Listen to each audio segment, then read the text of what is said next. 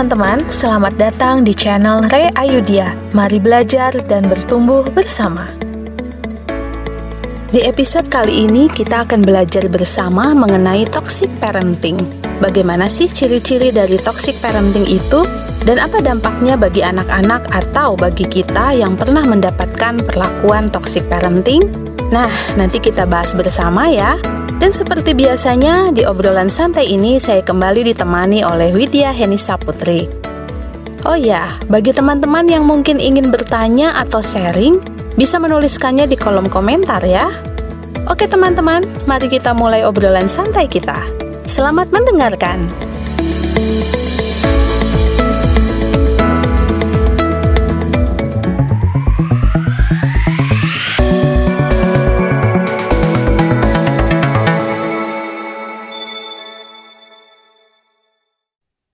Iya benar sekali. Hari ini kita mau ngebahas apa sih Siska? Kemarin itu kita bikin judulnya bingung banget. Aku tuh bingung banget mau bikin toxic relationship. Tapi kayaknya nanti ngebahasnya nggak lebih banyak ke relationship sih gitu kan. Terus parenting sebenarnya sih nggak juga parenting banget gitu kan. Istilahnya nggak terlalu gitu banget. Akhirnya aku tulislah toxic behavior ya. Aku baru ngeh siang tadi. Oh, dia itu ternyata dua flyernya ini beda ya. Yang satu toxic parenting, yang satu toxic behavior kan gitu. Oke, itu sayangnya aku spesifikkan toxic parenting ya. Maksudnya karena kalau toxic behavior tuh nanti bahasanya luas banget kan gitu. Karena behavior kan perilaku bisa di semua segmen, di semua area gitu kan. Terus kalau toxic relationship nanti ya lebih ngebahasnya tentang relationship lagi kan gitu, dan itu bisa bahasan tersendiri sih sebenarnya gitu kan. Nah akhirnya aku pilih udah hari ini gitu ya, kita fokus dulu ngebahas toxic parenting gitu. Toxic parenting ini sebenarnya kan nanti ada dua nih sasarannya gitu kan. Yang pertama dengan belajar apa sih toxic parenting itu, bagaimana ciri-cirinya, terus dampaknya itu juga. Suaraku agak ini ya. Oke. Oke, kelanjutin. Jadi kalau misalnya toxic, ini apa namanya, ada feedback suara gresek-gresek gitu loh, Sista. Oh iya, di sini oke sih suaramu. Oke. Ini nggak terdengar. Oke, aku coba lanjut ya. Jadi yang pertama itu ketika kita tahu nih ya ciri-ciri dari toxic parenting itu apa, kemudian juga kita belajar dampaknya tuh apa sih gitu kan, dan juga cara ngatasinya gimana. Nah, yang pertama tuh kita melihat dulu kita ini sebagai individu selama ini punya orang tua yang toxic enggak gitu.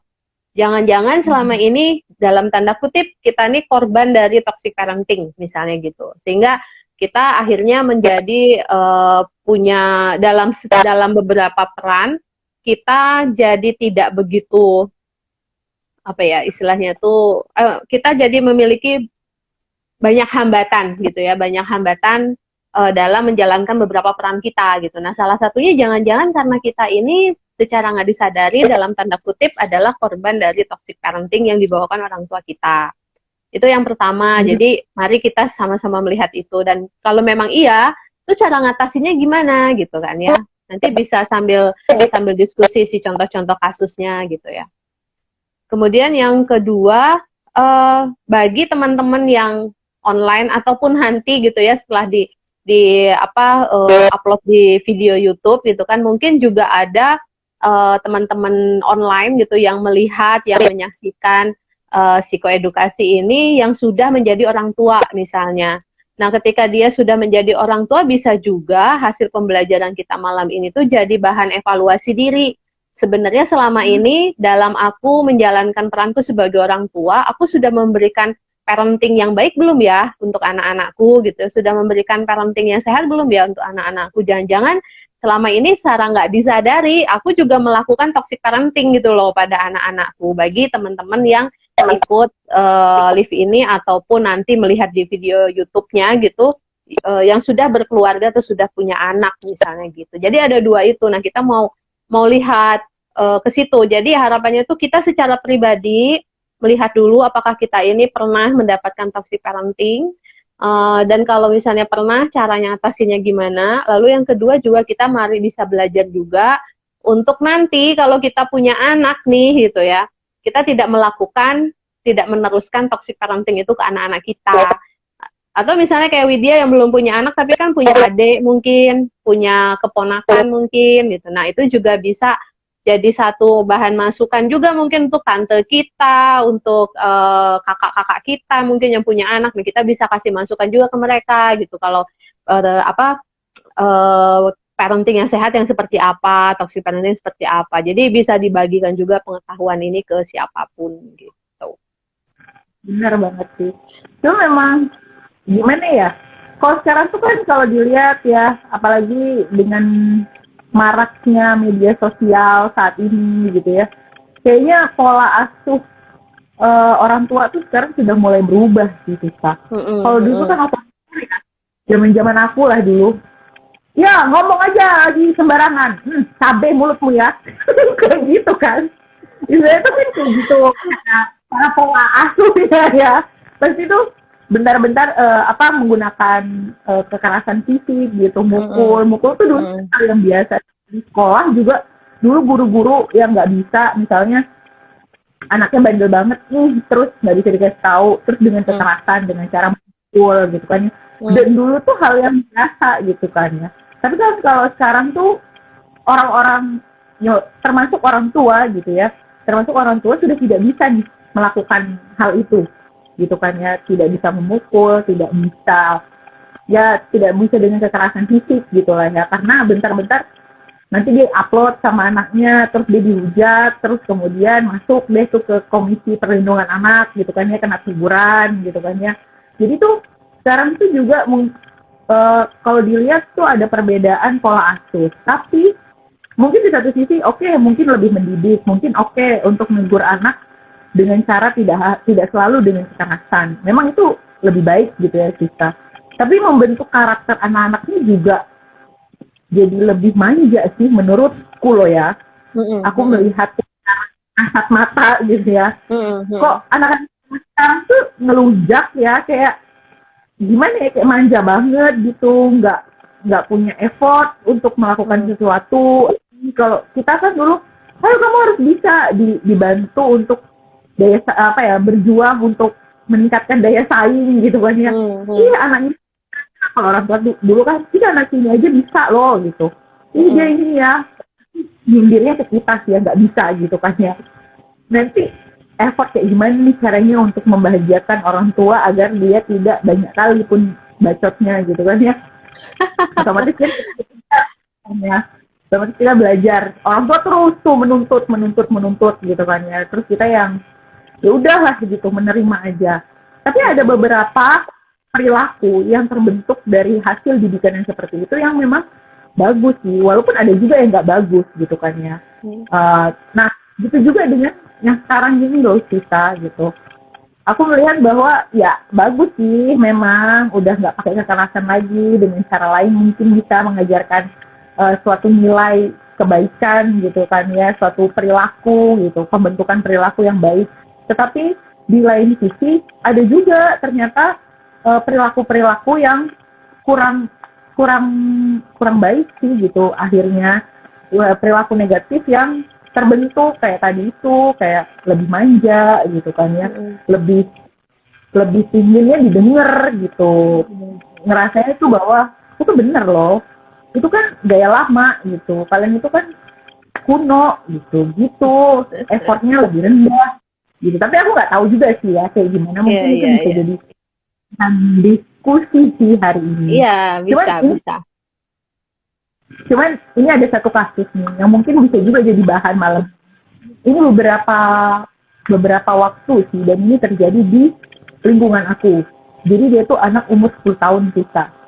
Dia anak SD, anak 10 tahun.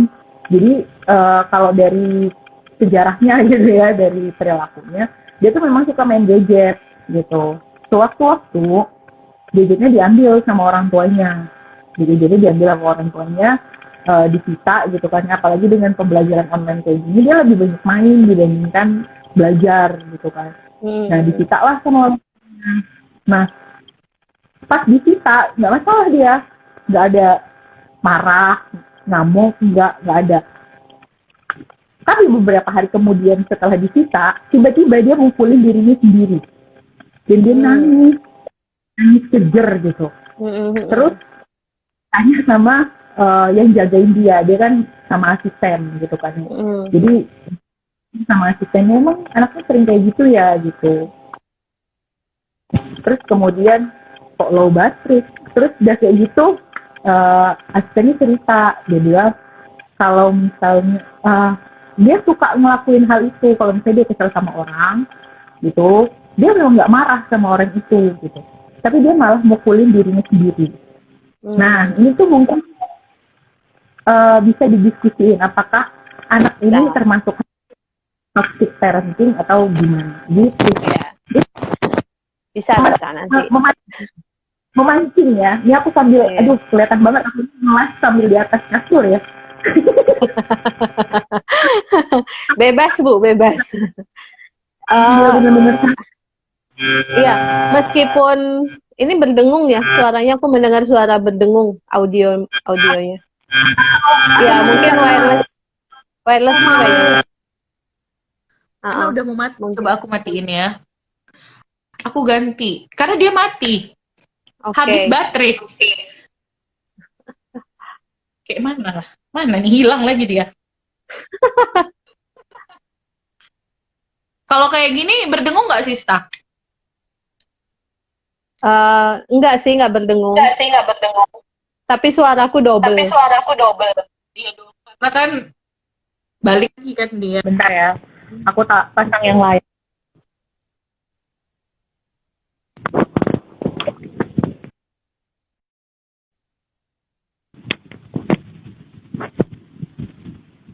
Oke, bentar. Sudah? Udah masuk suaranya? Udah masuk. Udah masuk suaramu. Oke. Tadi kan Bentar. oh iya. Iya, double suaraku.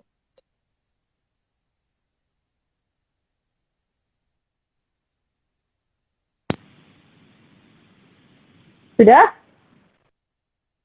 Oke, sudah.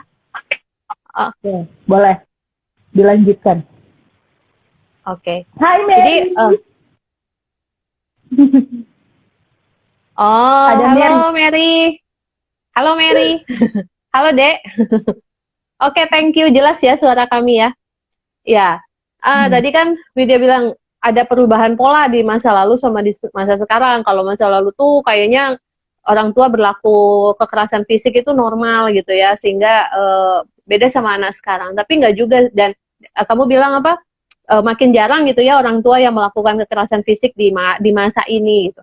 Tapi sebenarnya nggak juga gitu, karena masih banyak sebenarnya orang tua yang juga masih meneruskan kebiasaan dari orang tua sebelumnya yang pakai kekerasan fisik. Bahkan kalau kamu lihat berita beberapa waktu yang lalu ya, tanggal awal 16 apa ya, aku lihat berita, sempat aku posting juga di storyku, yang anak kelas 1 SD di Lebak, Serang, Banten apa ya kalau nggak salah, itu meninggal gitu ya setelah dipukulin sama ibunya gitu, gara-garanya sekolah online, apa-apa mungkin pakai online gitu ya, dan anaknya tuh nggak bisa-bisa gitu loh.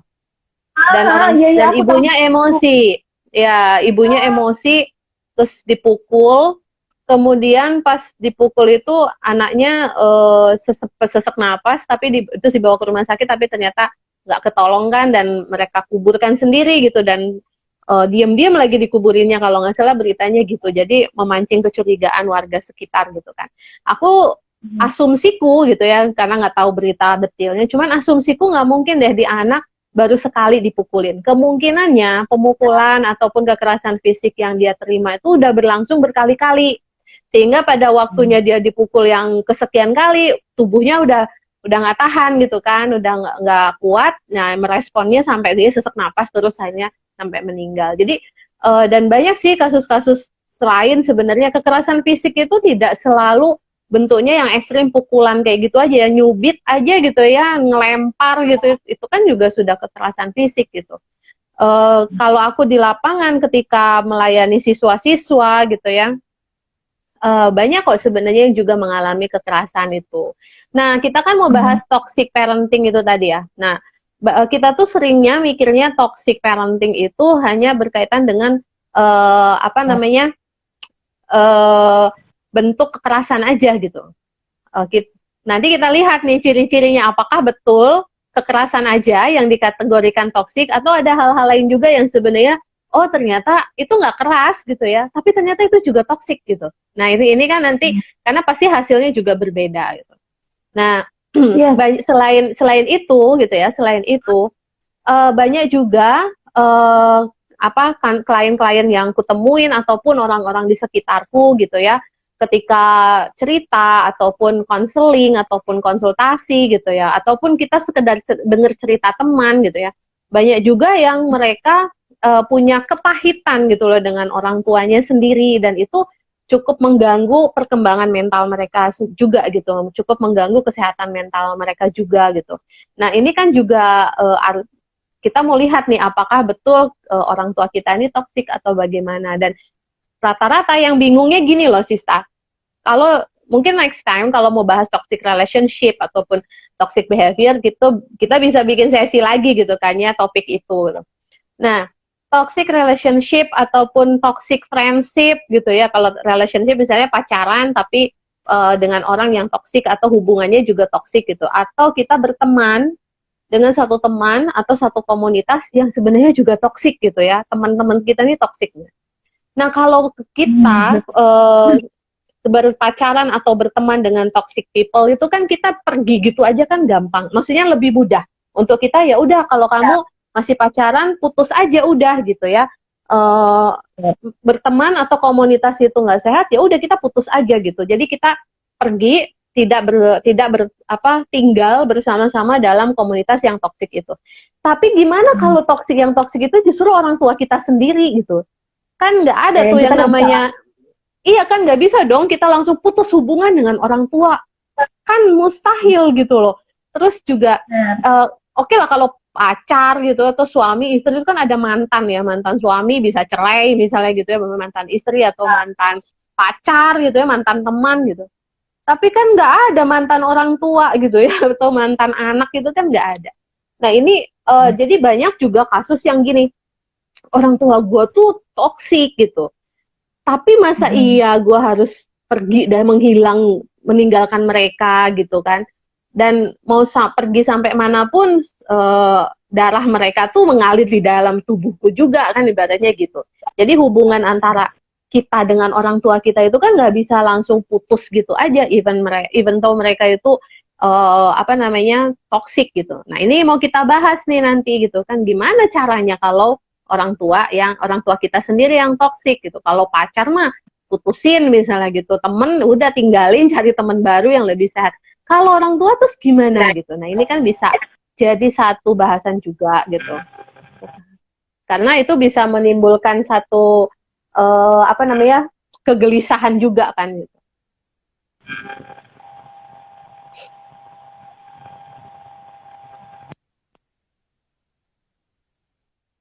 Halo? Halo? Suaranya kenapa tiba-tiba hilang? Ini kenapa? Suaraku hilang kah? Aku tadi tidak mendengar suaramu. Sekarang suaranya double.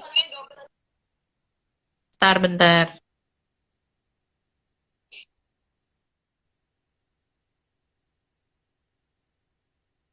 Oke. Kita udah masuk sih. Ya. Sudah? Sudah. Ya udah. Sudah bisa mendengar suaraku lagi? Sudah. Oke. Sudah. Ya gitu. Jadinya intinya tuh kan kalau orang tua yang sehat, maksudnya parenting yang sehat gitu ya, itu kan secara individu si orang tua ini kan manusia dewasa gitu ya, yang secara emosional dia sudah cukup matang. Sehingga Benar. dia itu ketika dia punya problem internal gitu ya, atau masalah internal di dalam dirinya, dia nggak mudah memproyeksikan itu ke anak gitu loh. Tapi dia bisa menyelesaikan dulu internal dia sendiri. Oke, aku ada masalah di kerjaan. Ya berarti aku selesaikan sendiri, mungkin dengan rekan kerja atau apa, tidak sampai rumah ngelampiasinya ke anak misalnya kayak gitu. Itu kan harapannya gitu, orang tua yang yang sehat gitu ya, bisa memberikan pola parenting juga yang sehat gitu kan. Dia memiliki kematangan emosi gitu kan, dan dia bisa memproses dirinya sendiri dan selalu aware.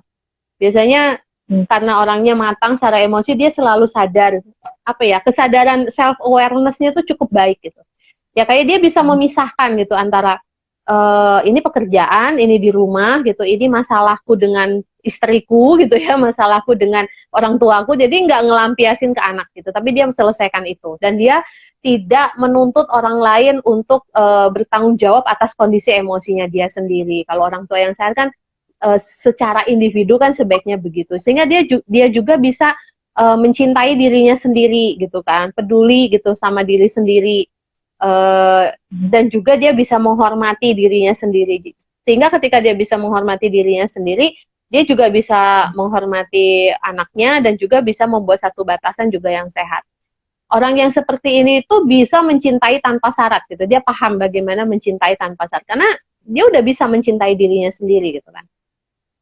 Jadi orang tua yang sehat itu bisa mendisiplinkan anak sekaligus menghormati keotentikan si anak itu sendiri gitu. Tapi realitanya nggak semua orang tua begitu kan gitu loh. Banyak juga orang tua yang secara tidak disadari itu melakukan pola parenting yang merusak. Iya. Maka itu jadi toxic parenting itu kan sebenarnya intinya kan pola pengasuhan yang merusak si anak. Ya merusak mentalnya, ya merusak kepribadiannya gitu, yang itu sifatnya merusak gitu. Itu toxic parenting yang itu intinya merusak gitu. Ya benar sih, karena tuh ya masih sih kita sering nemuin misalnya lagi ada masalah dengan suaminya gitu kan ya. Itu tuh semuanya tuh bapakmu tuh, anaknya. Sering banget kan ya. Iya kan. Aduh, misalnya harga cabai naik kan. Aduh, semuanya cabai naik. Mak, minta bikinin telur, Mak. Oh, bikinlah sendiri. Udah tahu Mama ini capek kan. Lah nih, ha. Dah ngomel-ngomel lagi kan. Iya, itu. Iya, jadi apa mama apa ya itu ya. Mama ngalahin Bu Tejo memang ini. Ngalahin Bu Tejo. Iya. Jadi kita kupas sedikit ya, kita kupas satu persatu sebenarnya ciri orang tua yang toksik tuh kayak apa sih sebenarnya, atau ciri parenting yang toksik tuh kayak gimana sih gitu ya. Nah, yang pertama itu jelas sebelum tahu ciri-cirinya nih.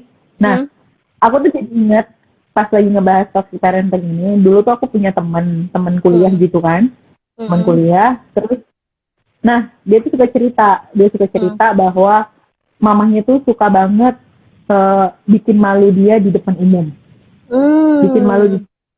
Dia itu memang orangnya kadang ceroboh kan ya Siska, ya namanya juga anak-anak kan ya biasalah gitu. Nah kadang-kadang tuh ceroboh, jadi pernah sewaktu-waktu dia tuh masih ingat banget sama momen ini, berarti kan itu melukai batinnya banget kan gitu ya. Iya. Dia dewasa sampai dia kuliah pun dia masih ingat sama momen itu. Jadi dia cerita, jadi aku tuh pernah tuh, aku masih umur belasan tahun, aku masih SMP, aku disuruh bikin air, dia bilang gitu. Aku disuruh bikin air karena ada tamu yang datang. Nah, aku tuh kan memang agak ceroboh ya, dia bilang gitu. Dan udah sering sebenarnya kalau misalnya bawa apa tiba-tiba jatuh, itu tuh udah biasa, dia bilang, dan orang tua tuh tahu gitu. Nah, jadi pas aku nyajiin minuman itu, ya jatuh kan minumannya gitu. Dan itu aku habis dong dimarahin sama mamaku, dia bilang gitu kan. Di depan tamu itu, dia bilang kayak gitu. Dan sampai sekarang. Dan memang selama itu Siska, selama dari SMP itu sampai dia kuliah, hubungan dia dengan mamanya itu nggak pernah nggak pernah akur Nggak gitu baik, ya, nggak pernah betul. gitu. Nah mungkin ini juga salah satu mungkin ciri-ciri Iya, masuk. Bisa banget. Ciri-ciri toxic banget. Iya, aku baru inget oh iya temenku tuh dulu pernah cerita itu sih gitu. Berarti kan ngeluka batin banget tuh dia sampai inget. Dan pada saat dia cerita itu dia masih nangis gitu dan masih ya ampun sakitnya itu sampai sekarang loh, dia bilang gitu. Iya, betul. Iya. Gitu. Iya, memang salah satu ciri toxic parenting adalah tidak menghormati anak ya. Jadi mempermalukan gitu, mempermalukan. Dimanapun juga, kenapa temannya Widya tuh bisa sedemikian terluka sampai sekarang ya, karena harga dirinya gitu ya. Bagaimanapun juga kan anak itu juga punya harga diri. Dia lahir juga membawa harga diri gitu. Nah, ketika dia dipermalukan di depan umum, itu kan harga dirinya sangat terluka gitu. Maka ya wajar kalau sampai sekarang hubungannya menjadi kurang baik, apalagi ketika ibunya mungkin atau bapaknya gitu ya, orang tuanya tidak pernah meminta maaf gitu ya untuk hal tersebut gitu. Mungkin nggak sadar juga kalau itu menyakiti anaknya misalnya itu. Nah itu kan jadinya belum terselesaikan. Nanti kita bahas ya gimana sih cara mengatasinya kan gitu. Jadi yang ciri-cirinya itu kan banyak banget sebenarnya. Ini dari berbagai penelitian dan literatur gitu ya. Itu banyak banget. Tapi yang paling utama itu memang toxic parenting itu adalah pola pengasuhan yang merusak gitu ya, yang tidak sehat gitu. Nah, salah satu ciri orang tua yang toksik itu punya perangai itu buruk gitu ya. Jadi kasar, emosional gitu, dan dia tidak punya empati. Misalnya ketika anak, contoh ya, misalnya anaknya jatuh gitu kan, jatuh. Kalau orang tua yang empati, dia akan tanya dulu, mana ya, aduh anakku jatuh gitu kan. Mungkin dia nangis atau dia malu gitu ya. Kita bisa dekati dulu, kalau orang tua yang punya empati itu dia dekati dulu anaknya, perlu dia dampingi, tidak lantas membangkitkan atau mengajak anak itu berdiri, tetapi paling tidak dia hadir dulu. Nggak apa-apa nak, yuk berdiri lagi gitu ya. Mana yang sakit, ada yang sakit enggak gitu kan, ditanya dulu ya gitu. Ketika anak itu bilang iya lututku sakit misalnya apa gitu, oh iya sakit banget ya, nanti kita diobatin ya gitu, nggak apa-apa yuk jalan lagi gitu. Jadi dia hadir mendukung si anak, untuk mendorong si anak, memotivasi si anak untuk bangkit gitu loh, berdiri dari jatuhnya, dan juga diakui rasa sakitnya gitu. Nggak yang kalau orang tua tanpa empati, ketika si anaknya jatuh gitu ya, nah kan udah aku bilang tadi jangan lari-lari gitu, sekarang jatuh kan gitu, nakal sih ya. Itu kan nggak empati gitu loh. Anaknya yang mau nangis aja nggak jadi nangis gitu karena udah takut kan gitu. Akhirnya nggak ada ruang gitu loh buat emosi si anak yang mungkin dia sakit, dia merasa sedih, dia juga merasa malu mungkin gitu ya, karena jatuh di depan banyak orang misalnya gitu, ditambah dimarahin, itu kan ada perasaan makin malu lagi kan gitu. Tadi kayak temannya Widya dimarahinnya di depan umum gitu kan, itu kan orang tua yang nggak empati sebenarnya gitu. Nah itu salah satu ciri toksik juga itu. Jadi perangainya jelas dia buruk, kasar, emosional, dan juga nggak punya empati. Terus juga suka membesar-besarkan masalah gitu, mendramatisir masalah gitu kan. Jadi kalau misalnya bereaksi tuh bereaksinya negatif gitu loh, jadi langsung bereaksi negatif. Kayak misalnya kalau si anak, ya itu tadi kayak tadi jatuh gitu kan. Atau misalnya makan ya, anak kan makan. Terus namanya makan gitu kan, remah-remahnya mungkin jatuh ke bawah meja gitu, ke lantai gitu ya, jadi kotor gitu lantai karena mungkin dia kurang ini. Kan sebenarnya cukup, oke, diselesaikan makannya, nanti kalau sudah selesai dirapikan ya, bekas makan yang bececeran itu kan tinggal gitu aja ya. Tapi kalau orang tua yang mendramatisir keadaan tuh yang pungutin nggak itu remah-remah nasi di bawah gitu. Terus udah dipungutin sama anaknya, ada juga nih kejadian nyata, udah dipungutin disuruh makan gitu. Makan nggak itu yang jatuh itu? Ini kan udah mendramatisir ya, udah kebangetan gitu. Sebenarnya kan nggak perlu sampai kayak begitu mendidik anak.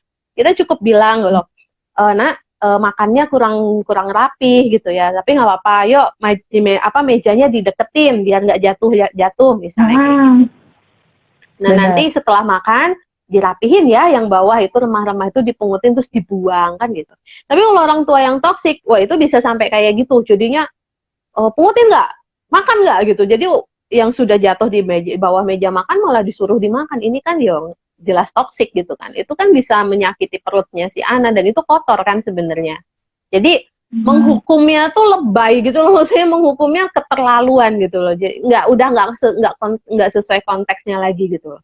Hanya untuk memenuhi ya kebutuhan memenuhi kepuasan emosi orang tuanya gitu. Dan itu cenderung rela. Iya, terus egois dan bisa juga kayak gini contohnya. Ketika si anaknya misalnya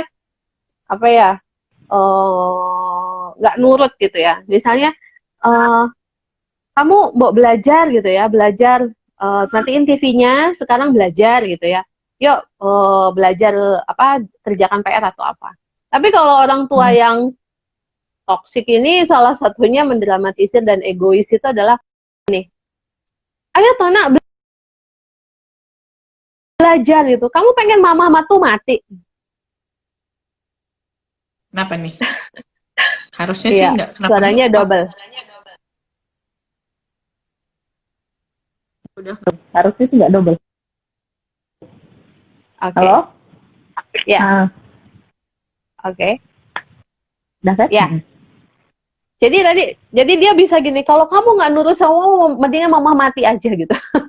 Nah, kalimat kayak begini kan juga terlalu, iya kan, itu terlalu mendramatisir. Sebenarnya kan nggak harus sampai kayak gitu untuk mengancam anak itu kan. Ada lagi satu. Kalau misalnya dari dewasa kayak gini ya, ini termasuk kayaknya termasuk mamaku ya. Aku bilang, ya udah ya, nggak ngurusin mama, nanti kalau udah tua pasti dimasukin ke panti jompo kan, iya kan, ditinggalin mamanya kan. Aduh, mama drama banget mah gitu. Terus datang aku, anaknya toksik ya kan, tambah begini, iya tenang aja, aku masukkan betul ke panti jompo, jangan khawatir. Tambah dia khawatir. Iya. Ya, itu salah satu cirinya itu. Mendramatisir. Tapi mendramatisir di sininya bukan dalam artian lagi bercandaan ya gitu kan. Ada ya orang tua yang mungkin mamanya Widya konteksnya bercanda gitu kan. Jadi biar heboh aja gitu rumah gitu kan. Tapi ini serius gitu loh. Kadang mungkin ya ada yang serius sampai gitu. Nah, itu yang jangan sampailah melakukan itu. Atau mungkin orang tua kita sendiri pernah begitu gitu ya. Nah, lalu yang berikut, cara nggak sadar. Lalu yang berikutnya itu adalah dia tidak bisa menghormati anak secara individu ya. Contohnya kayak tadi temennya Widya gitu ya, dipermalukan di depan umum. Terus juga kadang membicarakan keburukan anak di depan umum. Misalnya gini. Akunya anak gadis di rumah gitu ya, kalau tidur ngorok misalnya gitu ya, terus ada tamu gitu, terus ceritalah, kalau anak gadisku tuh ya udah SMA kayak gitu, tidur tuh ngorok gitu. Wah, itu bisa malu banget kan si anak ini gitu.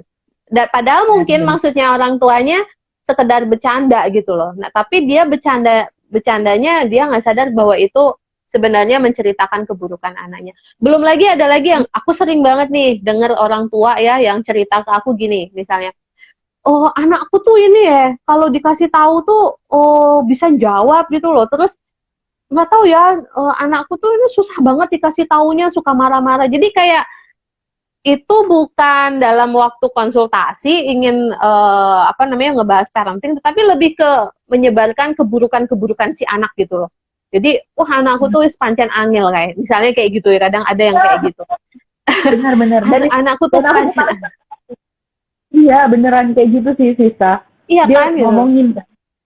Iya. Aduh, Mbak, gimana sih Mbak ngasih tahu anak, padahal anaknya tuh ada di rumahku gitu. Anaknya tuh ikut, kan lagi jagong-jagong gitu kan. Jadi anaknya tuh ikut, sama ngomong dong. Mbak kayak gimana sih Mbak? Mbaknya kan ini konselor ya. Coba dong kasih tahu anak saya nih ya. Nggak bisa dikasih tahu. Kalau dikasih tahu sama orang tua ngeyel banget ya. Pasti malu dong anaknya kan. Terus kan aku lihat kan kita perempuan kan. Aku bilang, aduh salah sih Bu kalau ngomongin kayak gini. Mana di sini tuh bukan cuma aku doang gitu. Tapi teman-teman mamahnya ini kan rame gitu kan ya. Terus pas aku ajak ngobrol kan anaknya bilang masalah itu Kak, kadang tuh aku bener-bener malu loh karena mama tuh suka banget ceritain aku ke orang-orang kejelekan aku tuh kayak gimana, kan aku malu, terus orang-orang tuh mandang aku tuh ngerasa bahwa orang-orang mandang aku tuh udah jelek gitu. Jadi anaknya sendiri tuh mungkin image-nya tuh jadi jelek juga gitu, dan anaknya bandel gitu, gak mau denger gitu karena udah dibentuk kayak gitu kan persepsinya. Dan si ibu ini kan membicarakan anak bukan dalam rangka konsultasi parenting yang benar-benar hanya dia dan konselor gitu kan dalam ruang konsultasi kan gitu, tapi di depan umum gitu loh, dalam konteks sedang ngobrol banyak orang. Nah ini kan itu juga salah satu ciri toksik ya. Jadi kalau misalnya yang sudah jadi orang tua punya kebiasaan ini, mari kita hentikan gitu ya kebiasaan itu. Jadi kalau memang dalam konteksnya nggak dalam konteks konsultasi dengan ahli parenting, ya mendingan jangan deh gitu ya menceritakan keburukan anak di depan umum, apalagi sampai mempermalukan gitu. Karena itu bisa melukai harga diri anak banget gitu ya. Ada lagi, iya malu banget. Ada lagi dia tuh bercanda, tapi bercandanya tuh ngebully fisiknya gitu loh. Misalnya, iya itu. Misalnya gini, misalnya seorang ibu bilangnya gini, kamu tuh ganti baju lah, pakai baju yang bagus, kita mau pergi keluar gitu. Kayak baju kayak gitu, kamu tuh malah nanti dilihat orang kayak pembantunya mamah daripada anaknya mamah gitu. Karena dia ngebully mungkin caranya anaknya pakai baju ini tidak sesuai dengan stylenya si mamahnya misalnya gitu. Kamu tuh sisiran deh, rambutmu itu kayak singa gitu kan, mungkin karena keriting gede gitu. Terus mungkin maksud mamanya bercanda gitu loh, tetapi itu udah ngebully fisik gitu kan candaannya. Dan itu tuh meskipun dia bercanda tapi sebenarnya itu bisa melukai perasaan anak, sehingga si anak nih belajar sejak waktu itu, dia belajar bahwa fisiknya dia tuh selalu negatif, fisiknya dia tuh selalu jelek. Fisiknya dia itu rambut, mungkin dia jadi benci sama rambutnya gitu loh, karena kayak singa katanya gitu. Sampai mungkin dilihat aja besok kalau aku udah kerja aku mau rebonding misalnya gitu kan. Ada tuh yang kasus kayak gitu. Aku nemuin gitu kan. Menurut aku rambut keriting dia tuh eksotik gitu, bagus gitu kan. Tapi dia tidak pernah suka dengan rambutnya itu. Jadi dia pokoknya pengen dilurusin. Jadi motivasinya lebih ke situ. Nah ini kan juga si mama ini nggak sadar gitu kalau dia ternyata sudah ngebully anaknya secara fisik, walaupun maksudnya bercanda gitu, tapi mamanya nggak sadar gitu. Jadi menghinanya bercandaan pakai fisiknya si anak gitu kan. Belum lagi pakai nama panggilan yang menghina. Kadang ada nggak sih ngasih nama julukan misalnya gini, nyet, sini nyet, gitu. Wah, manggil gue kalau ngomong kayak gitu, langsung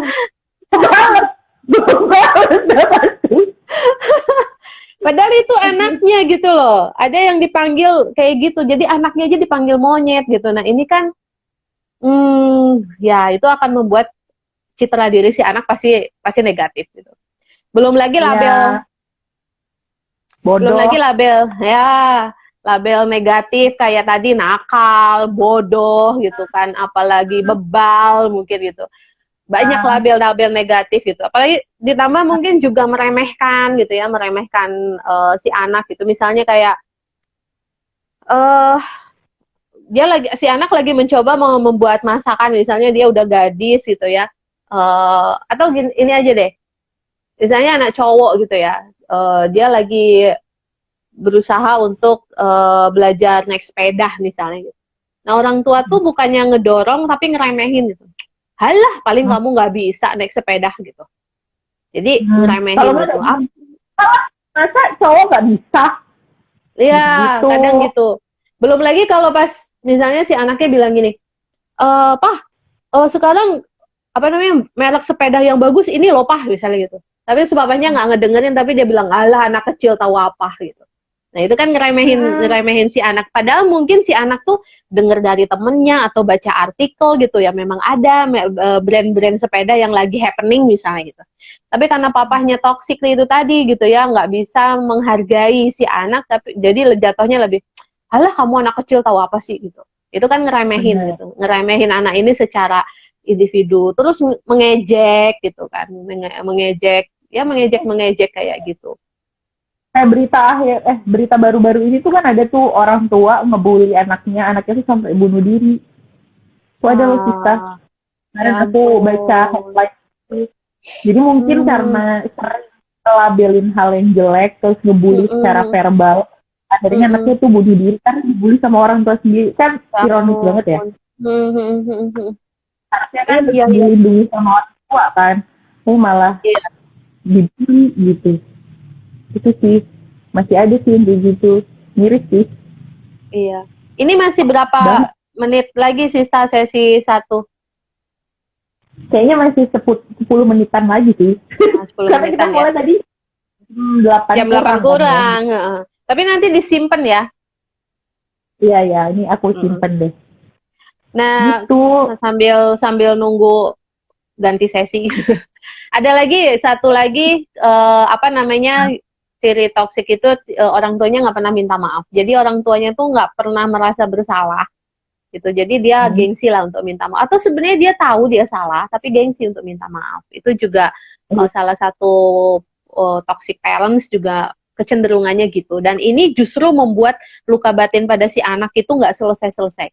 Ada itu ya, apa namanya, sampai ciri yang tidak pernah minta maaf ya. Yap, benar sekali. Ya. Masih gengsi kan minta maaf.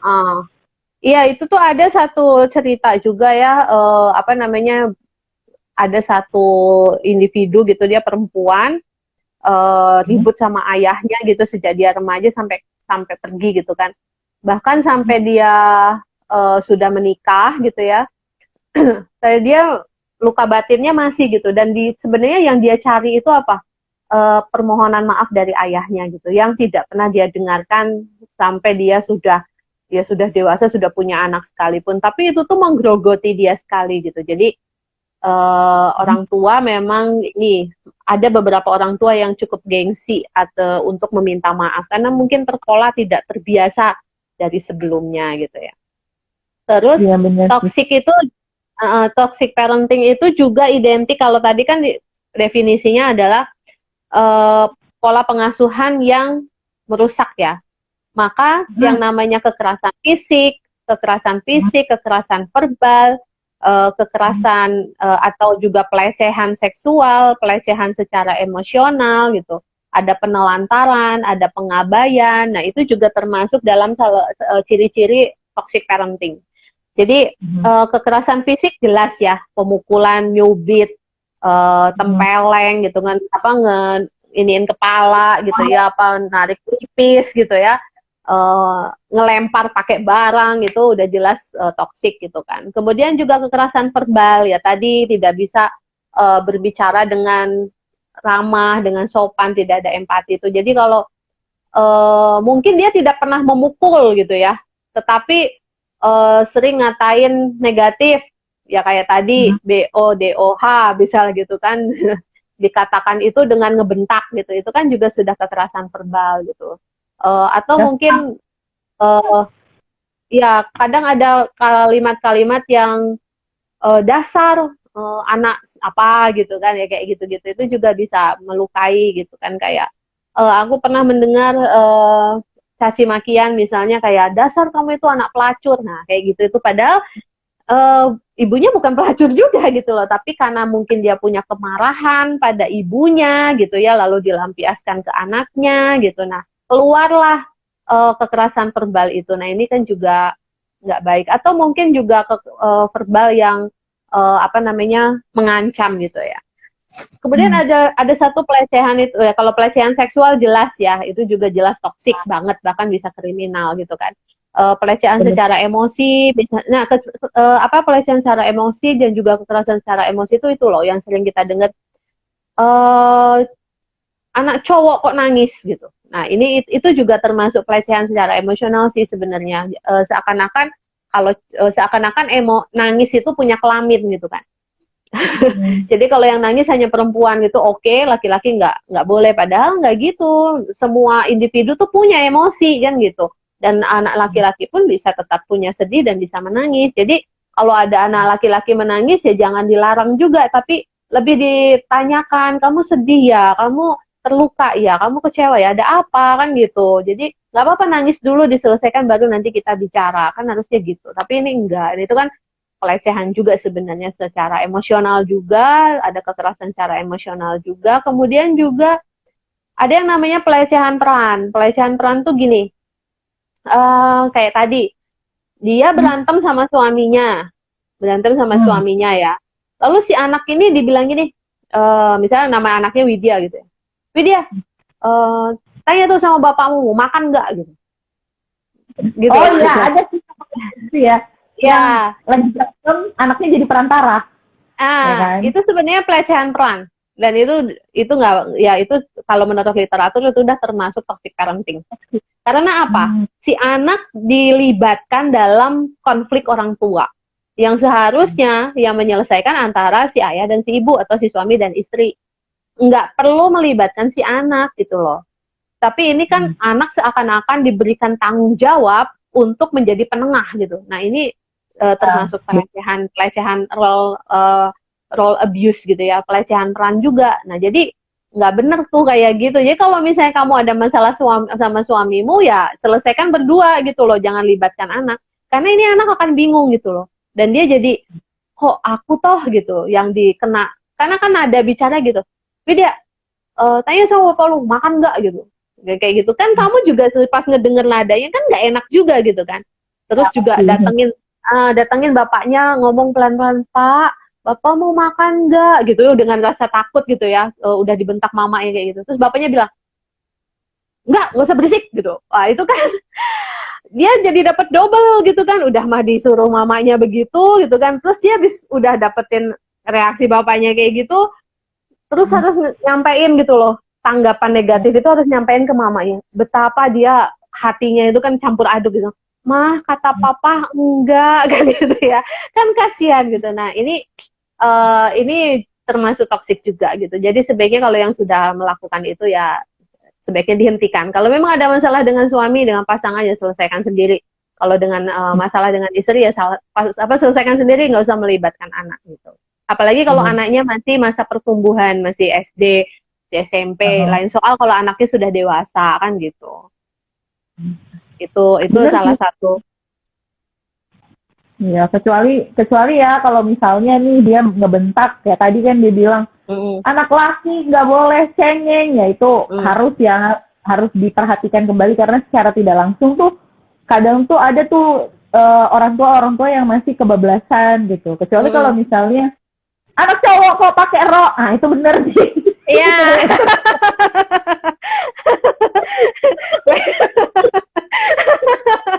itu apa namanya, pembentukan identitas ya gitu ya. Ya betul. Tapi nadanya nggak harus ngebentak juga sih gitu kan, bisa dikasih tahu pelan-pelan gitu kan. Nah, ya harus dibedakan konteksnya dan penyampaiannya juga harus lebih sehat sih. Ditambah juga intinya orang tua yang toksik itu tidak pernah bisa membuat si anak ini merasa aman di rumah. Merasa nyaman secara emosi di rumah itu dia nggak akan nyaman itu. Jadi rumah itu kan nggak cuman harus nyaman secara fisik ya, harus aman secara fisik. Jadi kita nggak kehujanan, nggak kepanasan gitu kan, kita juga terlindung dari ancaman kejahatan orang misalkan gitu. Tetapi juga rumah itu harus nyaman dan aman untuk anak tuh secara emosi. Jadi si anak tuh bisa menjadi dirinya sendiri itu di mana, di rumah gitu. Dia bisa keotentikan dia tuh bisa diterima di mana, di rumah kan gitu. Nah, ketika dia tidak mendapatkan rumah yang nyaman, yang aman untuk dia menjadi dirinya sendiri, untuk emosinya dia, ya dia pasti akan penuh pemberontakan sih besarnya nanti. Dan juga jangan heran kalau banyak yang mungkin sudah dewasa pun jadi jarang pulang dan males pulang gitu, karena dia nggak ngerasa itu rumahnya untuk dia pulang gitu. Jadi apalagi kalau di dalamnya sering ada ancaman ya. Kadang orang tua itu maksudnya mendisiplin, maksudnya baik ya, mendisiplinkan anak, mau mendidik anak, tapi caranya kurang tepat gitu. Misalnya dia mengancam, apalagi kalau ancamannya gini, apa namanya, ketika dia tidak nurut, misalnya, kamu pulang malam terus sama papa, sana masuk gudang gitu. Wah, di gudang itu padahal gelap dan segala macem gitu kan. Tidur di luar, nah, kayak gitu, dan beneran misalnya dia tidur di luar gitu kan.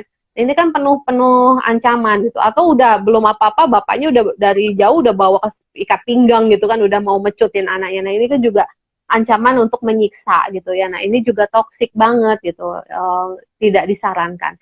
Nah, kalau ibu seringkali ngasih silent treatment. Jadi kalau marah sama anaknya, ngediemin anaknya gitu loh. Jadi anaknya mau makan, anaknya mau apa, didiemin aja gitu. Ini juga akan membuat si anak jadi bingung gitu loh, aku tuh kenapa, dan dia akan masuk dalam perasaan bersalah yang sangat dalam. Misalnya, kok aku didiemin, mama tuh kok diem aja, kenapa ya? Mama marah atau apa, diemin aja gitu. Nah, itu juga salah satu kekerasan sebenarnya, mendiamkan itu. Jadi sebaiknya tidak dilakukan gitu. Kalau memang marah, ya kita bisa katakan pada anak misalnya,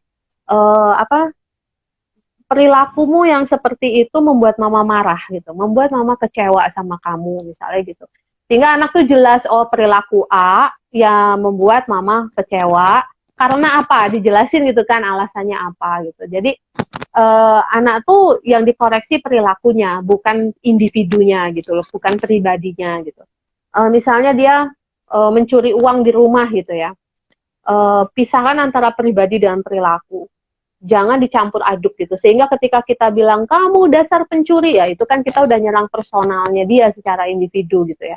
Tapi kalau yang mau kita koreksi adalah perilakunya, kita bisa katakan gini, mama tahu sebenarnya kamu anak baik gitu, kamu anak baik, kamu tahu bahwa mencuri itu tidak baik, mama yakin kamu anak baik, tetapi perilakumu ini tidak baik gitu. Perilakumu ini sangat salah, mencuri itu tidak baik. Nah itu, jadi si anak belajar bahwa oh yang diperbaiki adalah perilakunya, dan perilaku negatif itu tidak mendefinisikan dia, nilai diri dia secara negatif, bahwa ada kesempatan untuk dia memperbaiki perilakunya kan gitu. Jadi ini perlu dilatih sih, karena namanya orang tua ya, kadang mungkin capek dan segala macam, nggak sadar gitu loh, pengennya cepet aja udah ngasih tahu anaknya, tapi ternyata itu malah jadi toksik juga gitu nanti ke depannya.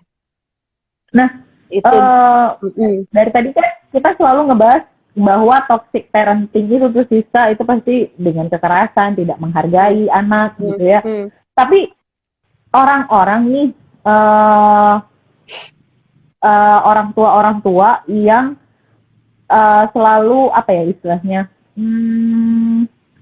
ngejaga banget anaknya gitu loh, yang apa ya namanya, yang overprotective. Nah, overprotectivenya tuh berlebihan banget gitu. Nah, itu tuh termasuk toxic juga nggak sih? Ada yang manjain anaknya itu, manjain banget. Nah, itu termasuk toxic juga nggak?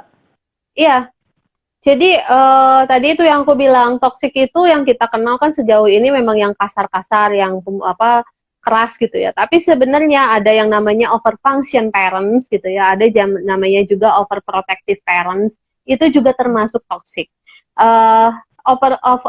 Overfunction parents itu yang biasanya sih lebih ke agak keras kalau ini. Misalnya terlalu kaku gitu ya, keras, terus tidak mengizinkan anak berpendapat.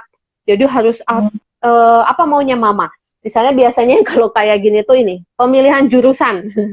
Kalau kata mama IPA, IPA. Kalau kata mama kamu jurusannya komputer, nggak ada jurusan lain. Jadi pendapat si anak nggak didengerin. Jadi anak tuh tidak bisa berkembang sesuai dengan minat bakatnya.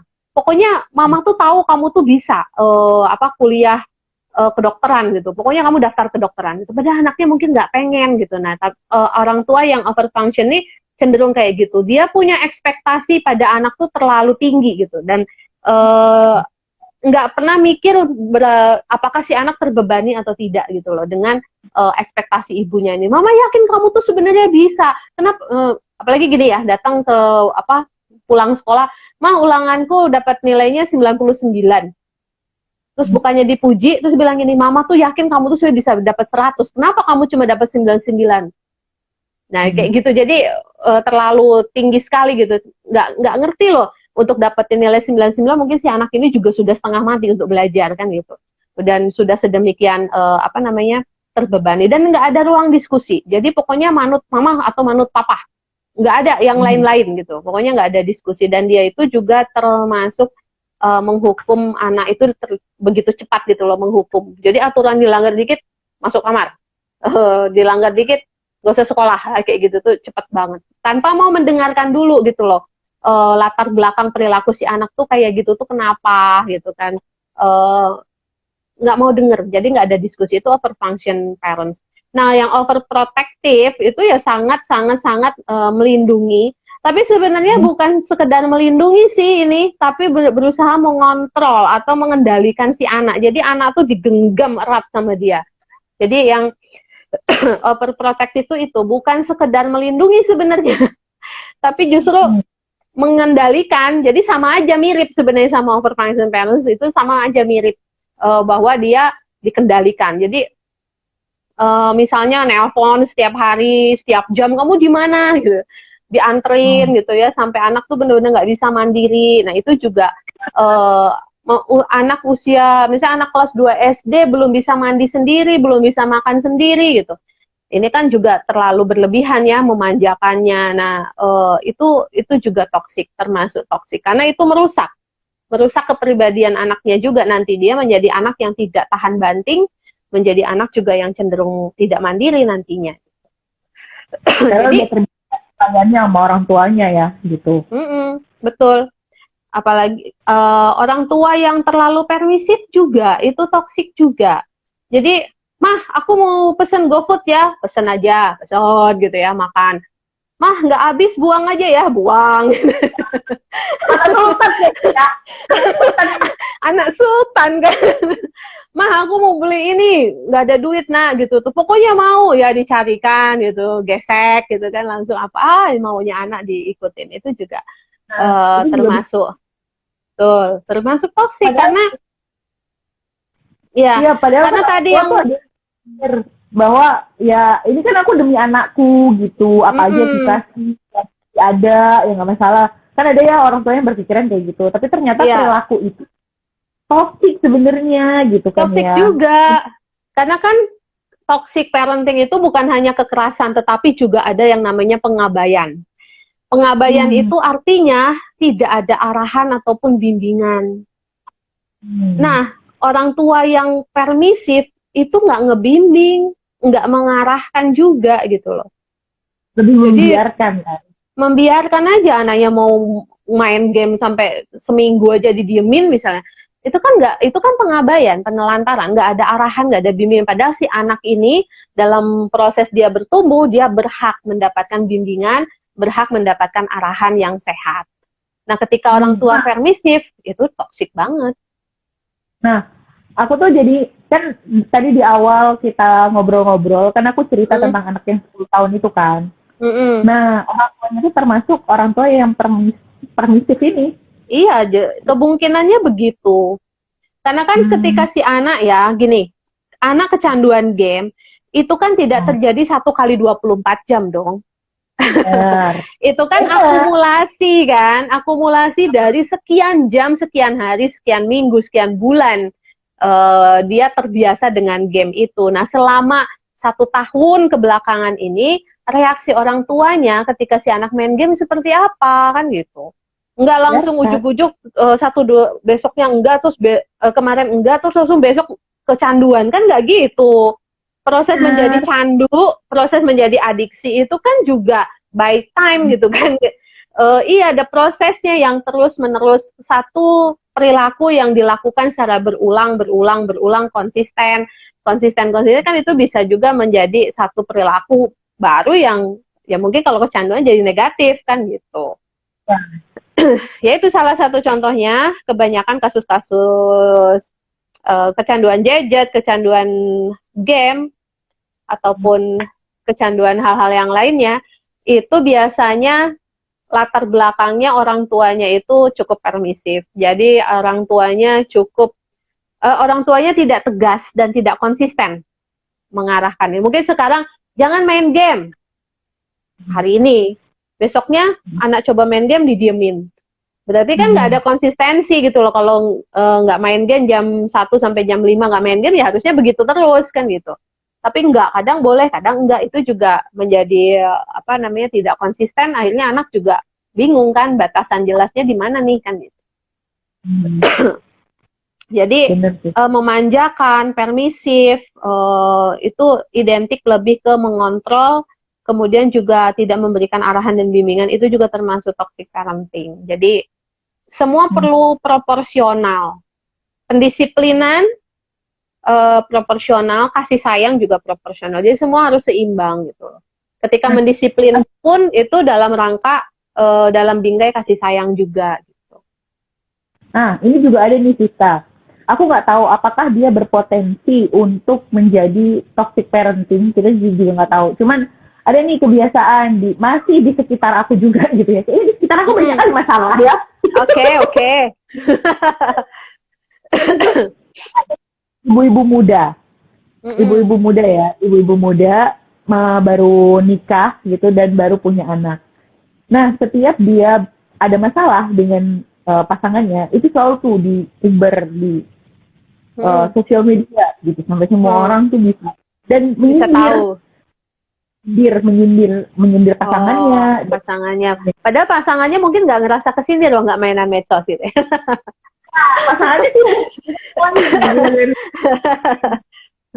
itu sering terjadi kayak gitu dan dia selalu ngurusin anak dong, terus selalu dengan sindiran itu dia langsung nulis mungkin bener-bener nge-tag gitu ya, nge-tag pasangannya dan sebagainya gitu.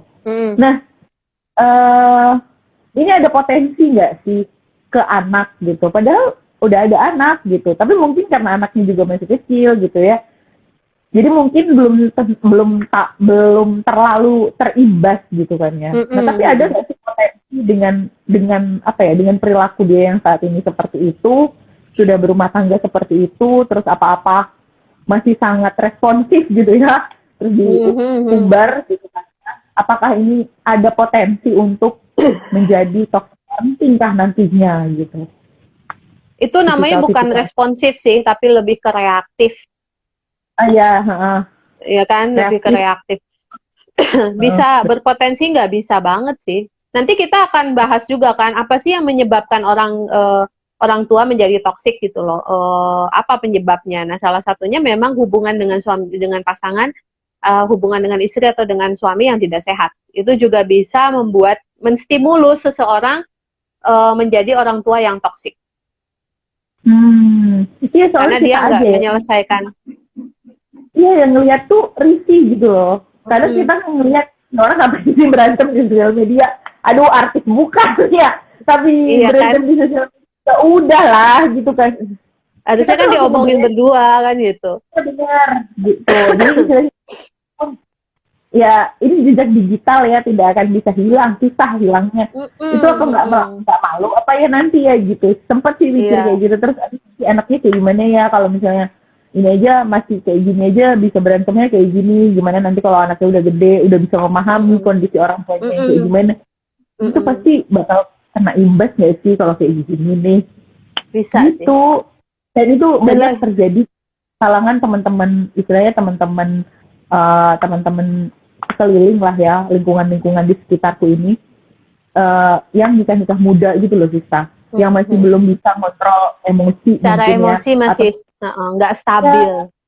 Ya, bener banget gitu. Jadi aku tuh lihat kan, aduh, apakah persiapan pada saat dulu mau membangun rumah tangga juga masih minim gitu, sampai akhirnya terjun dunia rumah tangga ternyata serumit ini gitu kan ya. Terus akhirnya kayak gitu sampai ya emosinya masih belum stabil gitu.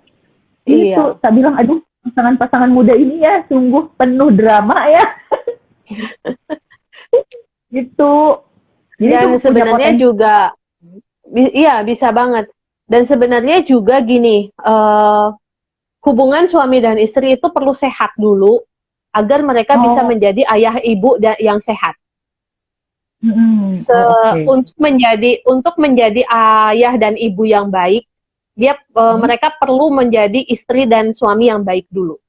Nggak ada orang tua yang nggak ada orang, maksudnya gini, nggak ada ibu yang baik, ayah yang baik tanpa menjadi suami atau istri yang baik. Kenapa aku bilang tadi Ya, selamat malam teman-teman. Ya, silakan melanjutkan. Ya, terus bisa. Iya, jadi kenapa tadi aku bilang berpotensi untuk memberikan toxic parenting karena pola penyelesaian masalah temanmu itu tadi kan tidak begitu sehat. Lagi pula sebenarnya kalau kita mau bicara tentang prioritas dalam keluarga itu kan, pasangan itu harus diutamakan lebih dulu dibandingkan anak. Bukan berarti anak ditelantarin, bukan. Artinya gini, ketika misalnya suami ya, kok nggak terlibat sih ngurusin anak gitu ya? Misalnya anaknya lagi lari-larian gitu kan, terus ayahnya cuek aja gitu. Terus kita bilang gini, ya mbok kamu tuh lo ngurusin anakmu gitu kan. Jadi kesannya adalah anak yang utama gitu. Nggak gitu loh. Harusnya yang diutamakan adalah hubungan baiknya dengan pasangannya dulu. Bukan berarti anak ini lari-lari dibiarkan, bukan. Ya diawasi dulu. Atau bisa minta asisten atau orang tua untuk mengawasi dulu, lalu datangi dulu tuh si suaminya. Tanya dulu, kamu kenapa? Kamu sedang apa? Bukan dengan siapa juga gitu. Tapi bagaimana kondisimu gitu. Siapa tahu suaminya sedang capek. Pulang kerja capek. Mungkin di kantor ada masalah. Atau di tempat usahanya hari ini nggak capai target. Kan pusing. Mungkin dia sedang sakit kepala. Mungkin dia sedang masuk angin. Mungkin dia sedang bingung gitu loh, ini tagihan pajak sangat meningkat misalnya. Kan bingung kan? Nah itu kan bisa membuat si anak itu jadi, membuat si suami itu jadi nggak punya energi gitu loh untuk bantuin ngurus anak gitu. Nah kalau dengan berbicara, kita sebagai istri kita mendengarkan dulu, oh gitu, ya sudah kita buatkan dulu dia minuman hangat, bisa bikinin teh dulu, kopi dulu, terus suruh dia mandi dulu, siapin makan malam dulu. Nah ketika dia sudah merasa energinya penuh gitu, kita bisa yang kemarin aku bilang meminta tolong dan menodong itu kan beda ya gitu kan. Jadi kalau kita bisa gunakan kata minta tolong ya jagain dulu adek gitu, jagain dulu anak kita sebentar, aku mau apa. Enggak yang ya jagain anaknya dong gitu, itu kan namanya nodong gitu. Kalau yang namanya ditodong itu kan secara respon alami kita gitu ya, manusia itu kan akan merasa terancam. Maka si suami ketika beresponnya langsung emosi, langsung bilang apa sih gitu. Ya wajar, karena nada bicara kita, kalimat yang kita gunakan adalah kalimat nodong, bukan kalimat minta tolong kan gitu.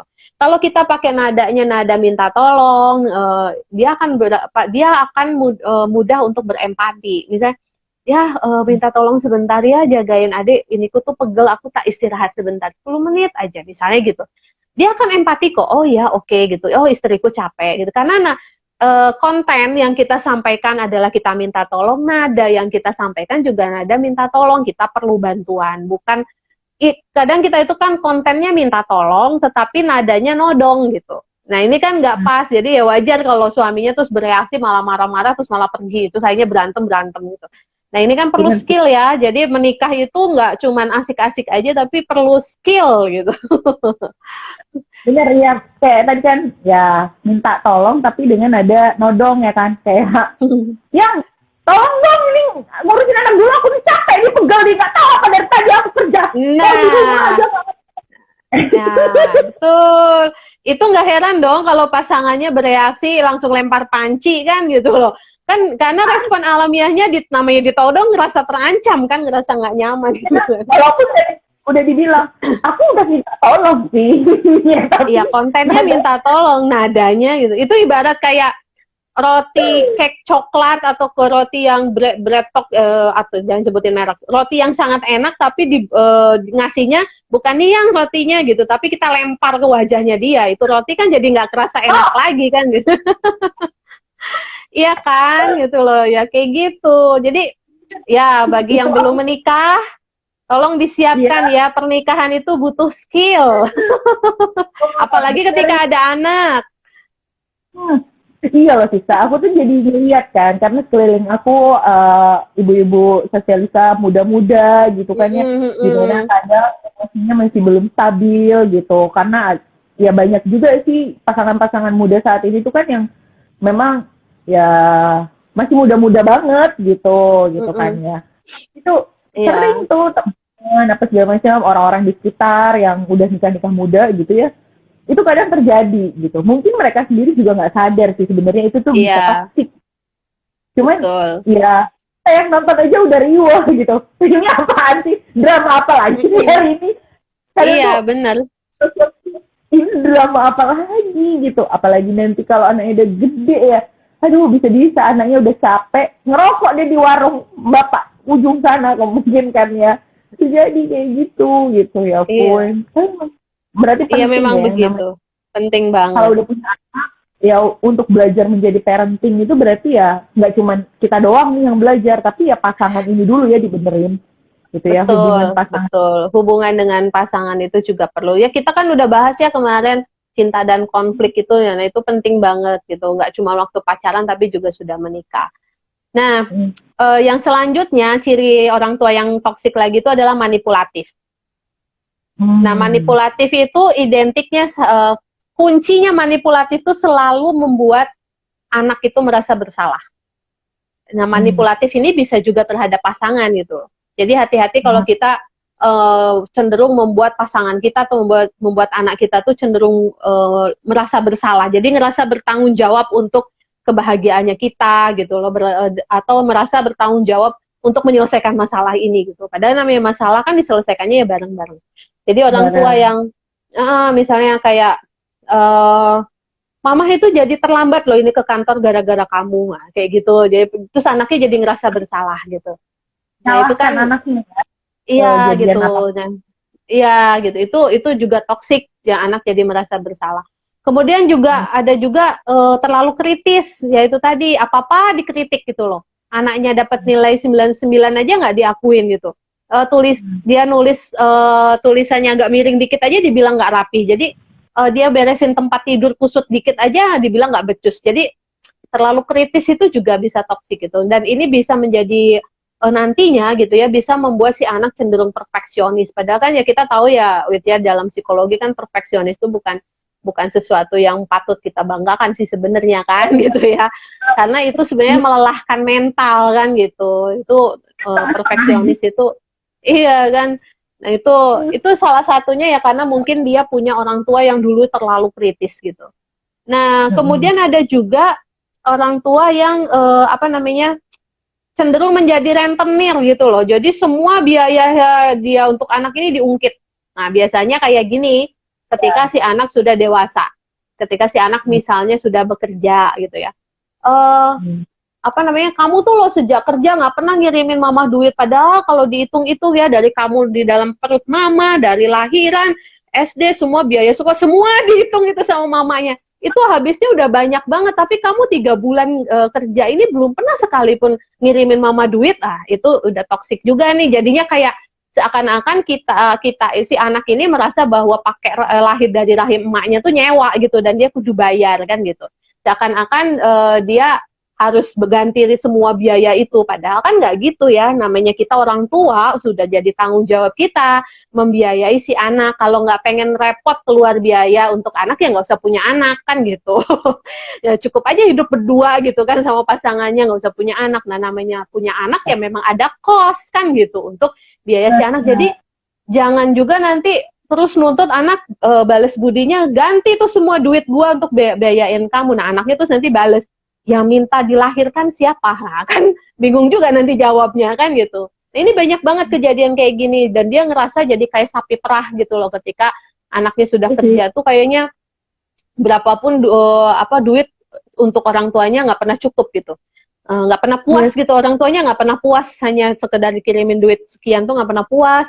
Anaknya hadir di samping dia pun, pokoknya kehadiran anak tidak cukup memuaskan orang tua, itu juga akan membuat si anak merasa tertolak juga, merasa beban, itu juga toksik gitu. Jadi ya ikhlas lah, namanya tanggung jawab ya. Makanya gini, kenapa untuk menjadi istri atau menjadi suami perlu dipersiapkan, maka untuk menjadi orang tua juga perlu dipersiapkan kan gitu, tahu gitu loh tanggung jawabnya sebagai orang tua tuh harus ngapain kan gitu. Namanya kita membiayai ya itu sudah tanggung jawabnya kan gitu.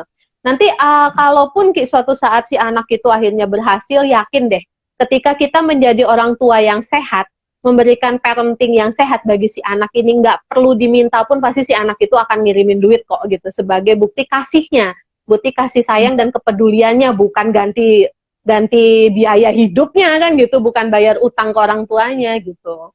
Nah ini kan akan berbeda ketika si anak tuh dimotivasi rasa peduli, rasa kasih sayang sama orang tuanya, pemberiannya itu akan jauh lebih menyenangkan orang tua kan, nantinya juga hubungannya juga jauh lebih hangat. Nah ini, jadi itu yang toksik juga.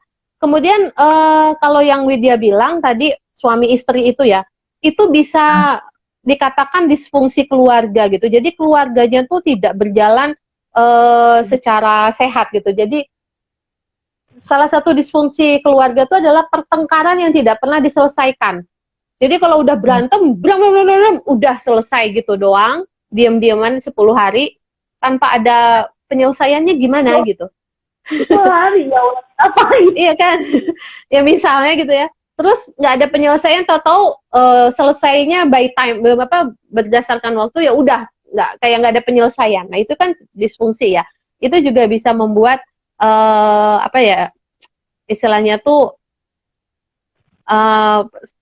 toksik juga gitu, bertengkar di depan anak, terus nggak jelas gitu loh, penyelesaian pertengkarannya tuh gimana, melecehkan pasangan kita di depan anak gitu.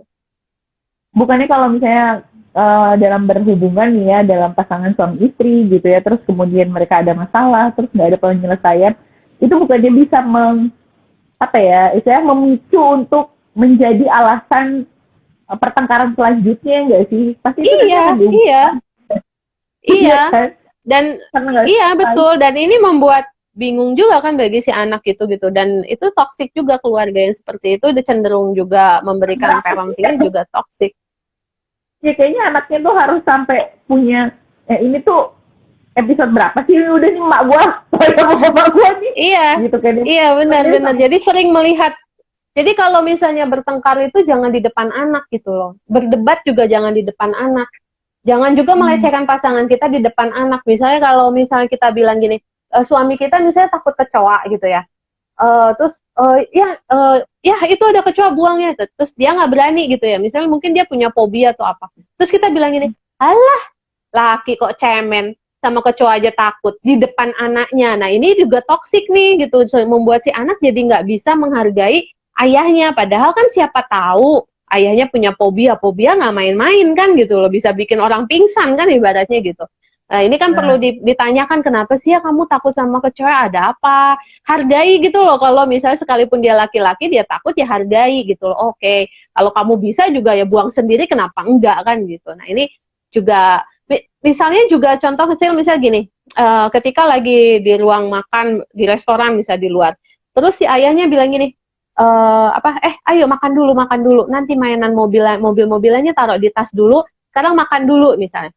Nah ketika kita ngerasa nggak setuju dengan caranya suami kita menegur anak, ya jangan juga di depan anaknya, kayak misalnya gini, udah toh ya biarin aja, yang penting kan makanannya dia tetap dimakan sambil mainan mobil, jangan gitu.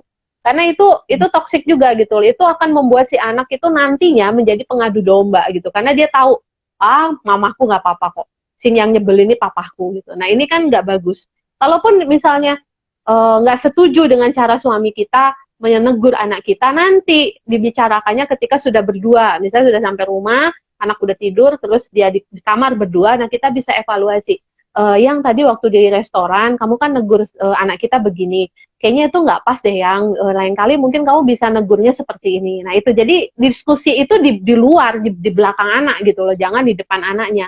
Ini nggak sehat untuk si anaknya gitu. Nah itu salah satu toksiknya di situ. Kemudian ada lagi yang paling apa namanya, ini mungkin istilah baru gitu ya, atau jarang kita dengar, itu menggaslighting anak. Jadi menggaslighting anak itu kayak melemahkan rasa percaya diri si anak. Apa sih, dengan ya ada manipulasinya juga, terus menyangkal juga gitu ya.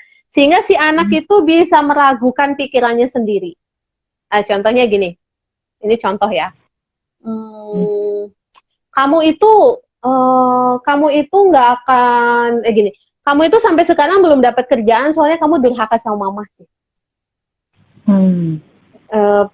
Terus kayak abis itu terus lain lagi misalnya, kamu itu nggak bakalan sukses. Dari dulu juga papa udah yakin kamu tuh nggak bakalan sukses, kamu tuh cemen kayak gitu ya, kayak gitu. Kamu nggak pernah nurut sih sama papa, susah kamu tuh suksesnya. Ini kayak ya membuat si anak jadi nggak percaya, meragukan dirinya sendiri gitu loh. Jadi kayak, oh aku yang salah ya ini gitu. Oh iya ya, aku nggak bisa sukses ya ini. Oh gitu. Berarti apa namanya?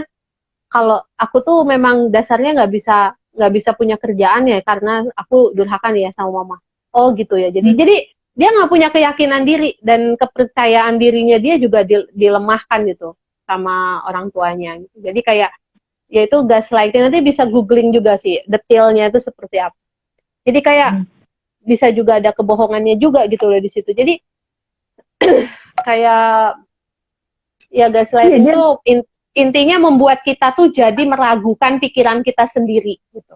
Iya, bener nggak sih? Yang kayak apa ya? Istilahnya tuh bisa juga bikin kita itu insecure sama diri kita sendiri juga gitu. Nggak yakin sama kita gitu. Karena apa ya? Persepsi yang mereka bangun ke kita itu seolah-olah ya salah gitu. Jadi iya kayak misalnya dia dipukul gitu ya. Misalnya dia dipukul. Pukul kan sakit ya gitu.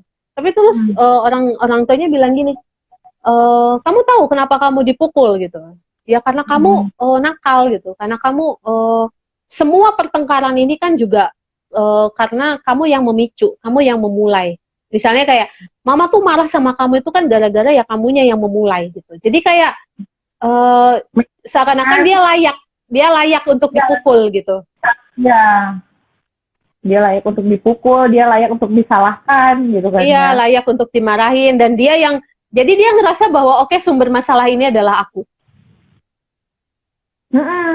Sampai dia tidak bisa menghargai diri, ya nggak sih? Iya. Jadi itu sampai dia mungkin punya citra diri bahwa aku nih anak pembawa masalah. Ya, kayaknya aku anak sial.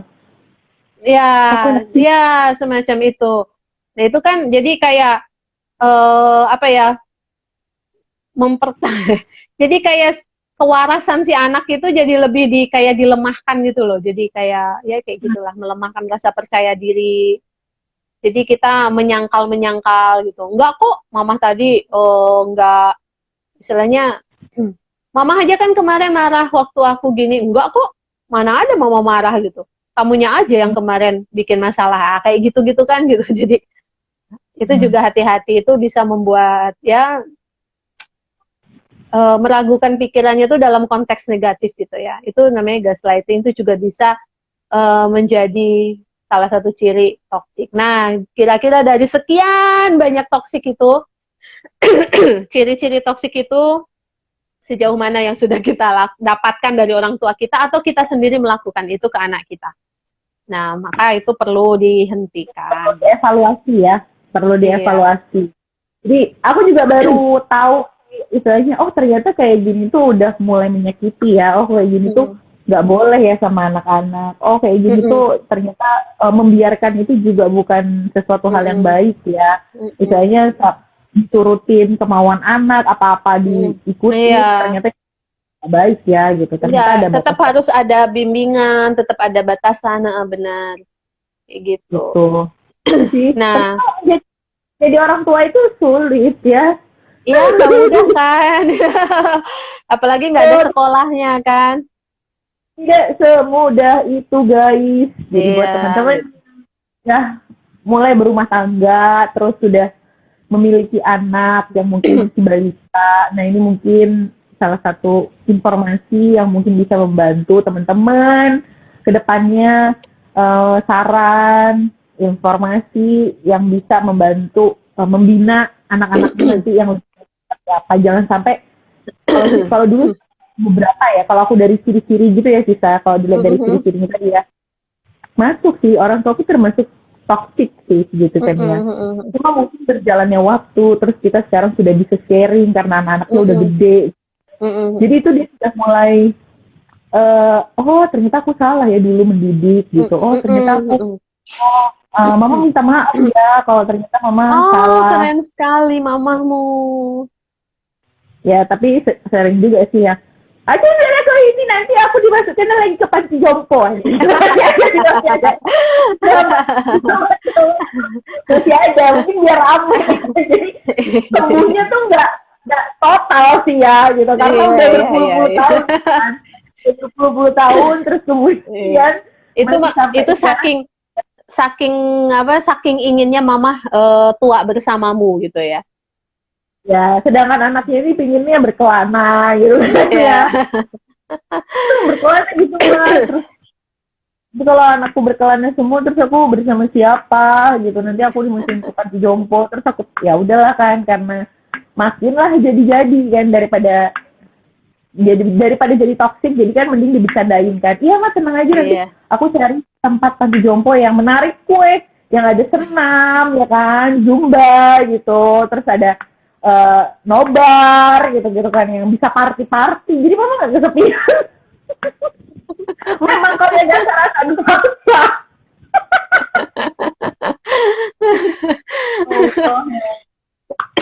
Ya. Kenapa sih kita perlu tahu ciri-ciri toxic parenting tadi itu gitu ya? Ya pertama untuk kita mengidentifikasi diri kita sendiri gitu, dan juga mengidentifikasi apa yang sudah kita lakukan pada anak-anak kita kalau kita sudah jadi orang tua, atau mungkin orang tua kita dulu seperti apa, apakah melakukan itu semua. Nah, mungkin bisa mulai berdamai gitu ya, menerima itu dulu. Karena apa? Toxic parenting ini kan berdampaknya sangat banyak gitu ya bagi individu yang terkena toxic parenting. Dan dampaknya itu nggak cuma waktu dia masih kecil aja, tapi nanti sampai dia dewasa, sampai bahkan dia sudah lansia pun bisa tetap kena, dampaknya itu masih bisa tetap ada gitu kalau tidak dikelola kan gitu. Nah salah satu dampak dari toxic parenting itu jelas ada trauma. Trauma yang mendalam. Ya trauma mendalam, luka lah istilahnya, dia terluka secara emosional. Ya kayak tadi yang temennya Widya itu kan sampai sekarang kalau males ketemu mamahnya, jadi bisa jadi dia kayak trauma sama mamahnya kan gitu ya, karena ada luka gitu loh, ada luka yang secara sangat dalam secara emosional. Bahkan penelitian, nggak cuma penelitian ya, penelitian literatur, bahkan juga aku menghadapi gitu ya di lapangan itu menemukan juga kasus-kasus yang mengalami kecemasan gitu ya, anxiety, terus juga kayak punya self control yang lemah gitu ya, terus juga kecenderungan impulsif gitu. Jadi kalau apa gitu nggak mikir dulu gitu kan, impulsif. Terus juga ada gangguan emosi gitu ya, gangguan perilaku kalau anak-anak itu di sekolah ada pemberontakan, prestasinya rendah misalnya kayak gitu. Terus juga gangguan tidur gitu ya, susah tidur, insomnia gitu, atau mungkin malah yang namanya tidurnya justru malah tidur terlalu lama gitu, namanya apa istilahnya aku lupa. Jadi bukan, kalau insomnia kan susah tidur, kalau ini malah sebaliknya juga, bisa dia yang malah tidur terus gitu, jadi susah bangun. Nah itu juga bisa jadi juga karena tadinya ada dampak dari toxic parenting juga mungkin gitu, dari yang pernah dia alami. Ada gangguan-gangguan psikologis, ada depresi, gangguan emosi juga, ya si anak tersiksa lah secara mental gitu ya kalau dia pernah mendapatkan perlakuan atau mendapatkan pengasuhan yang toksik.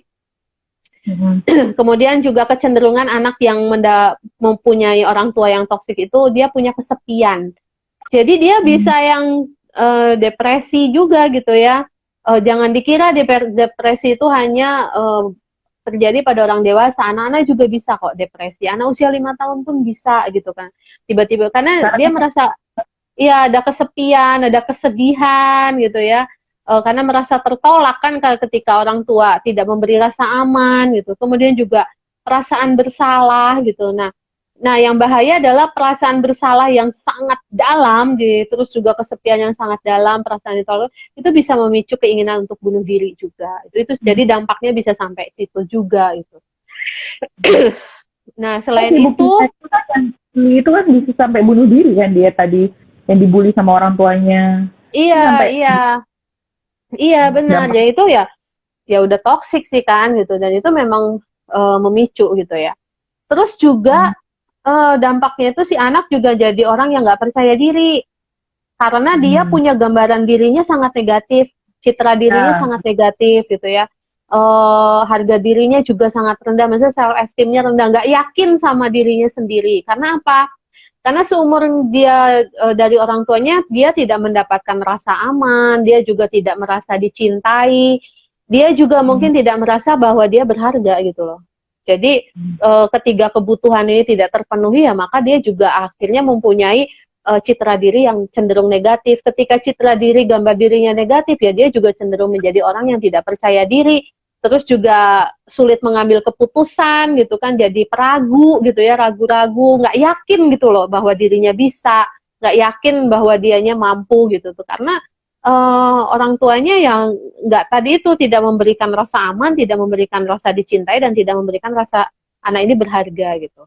Nah, ada lagi kalau di sekolah gitu ya, kasus-kasus di sekolah itu adalah kalau anak yang penurut itu ketika dapat orang tua yang toksik, dia memang nurut sama orang tuanya, berusaha banget membahagiakan orang tuanya, tapi cenderung dengan cara menindas dirinya sendiri.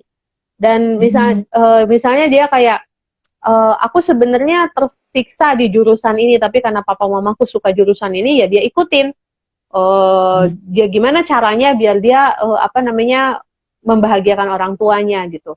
Saking nggak ada pengakuan dan penerimaan dari orang tuanya, jadi dia terus mengejar dirinya untuk bisa mendapat pengakuan itu dari orang tuanya dengan cara berprestasi, dengan cara mengikuti maunya orang tuanya. Dan biasanya dampaknya juga lebih cenderung ke ambisius yang negatif gitu kan, dan perfeksionis itu tadi.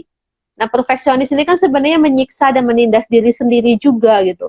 Dan nanti pasti juga akan berimbas tuh ketika dia berhubungan sama orang lain, karena orang yang perfeksionis pasti nuntut orang lain juga untuk perfect kan gitu. Nah, ini akan pengaruh ke situ. Bagus sih dia jadi berprestasi, sukses, cuman secara mental dia pasti lelah gitu loh, karena cari terus itu dipakai untuk mendapatkan pengakuan dan penerimaan dari orang tuanya yang mungkin tidak pernah dia dapatkan juga selama ini. Jadi pengakuan orang banyak sekalipun tidak cukup membuat dia puas dan bahagia, karena yang dia butuhkan kan pengakuan dan penerimaan dari orang tuanya, yang bisa jadi nggak sampai dia dewasa pun belum dia dapatkan gitu. Itu positif tapi menjadi negatif gitu.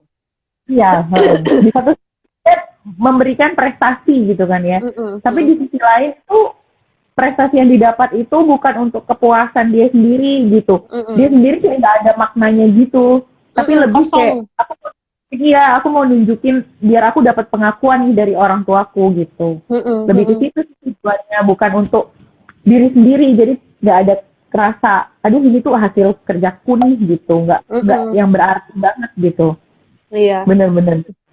Nah, kalau anak yang tipenya pemberontak, ya jelas dia akan membangkang, dia akan bikin ulah, dia akan memberontak udah di rumahnya ketika dia mendapat orang tua yang toksik.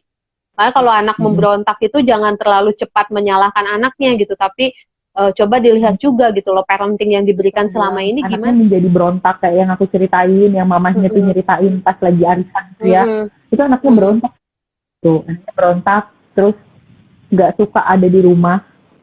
Tapi pada saat cerita sama aku tuh dia bilang bahwa orang-orang di rumah, orang tuaku tuh khususnya nggak pernah ada yang dengerin aku, termasuk kakakku sendiri juga nggak mau dengerin aku saat aku butuh pertolongan. Mereka bilang bodoh, dibilang gitu. Kamu tuh bisa sih kakakmu aja bisa membandingkan dia dengan kakaknya gitu. Iya. Terus kemudian Toxic parenting itu memang juga berdampak membuat hubungan dengan saudaranya juga menjadi tidak baik.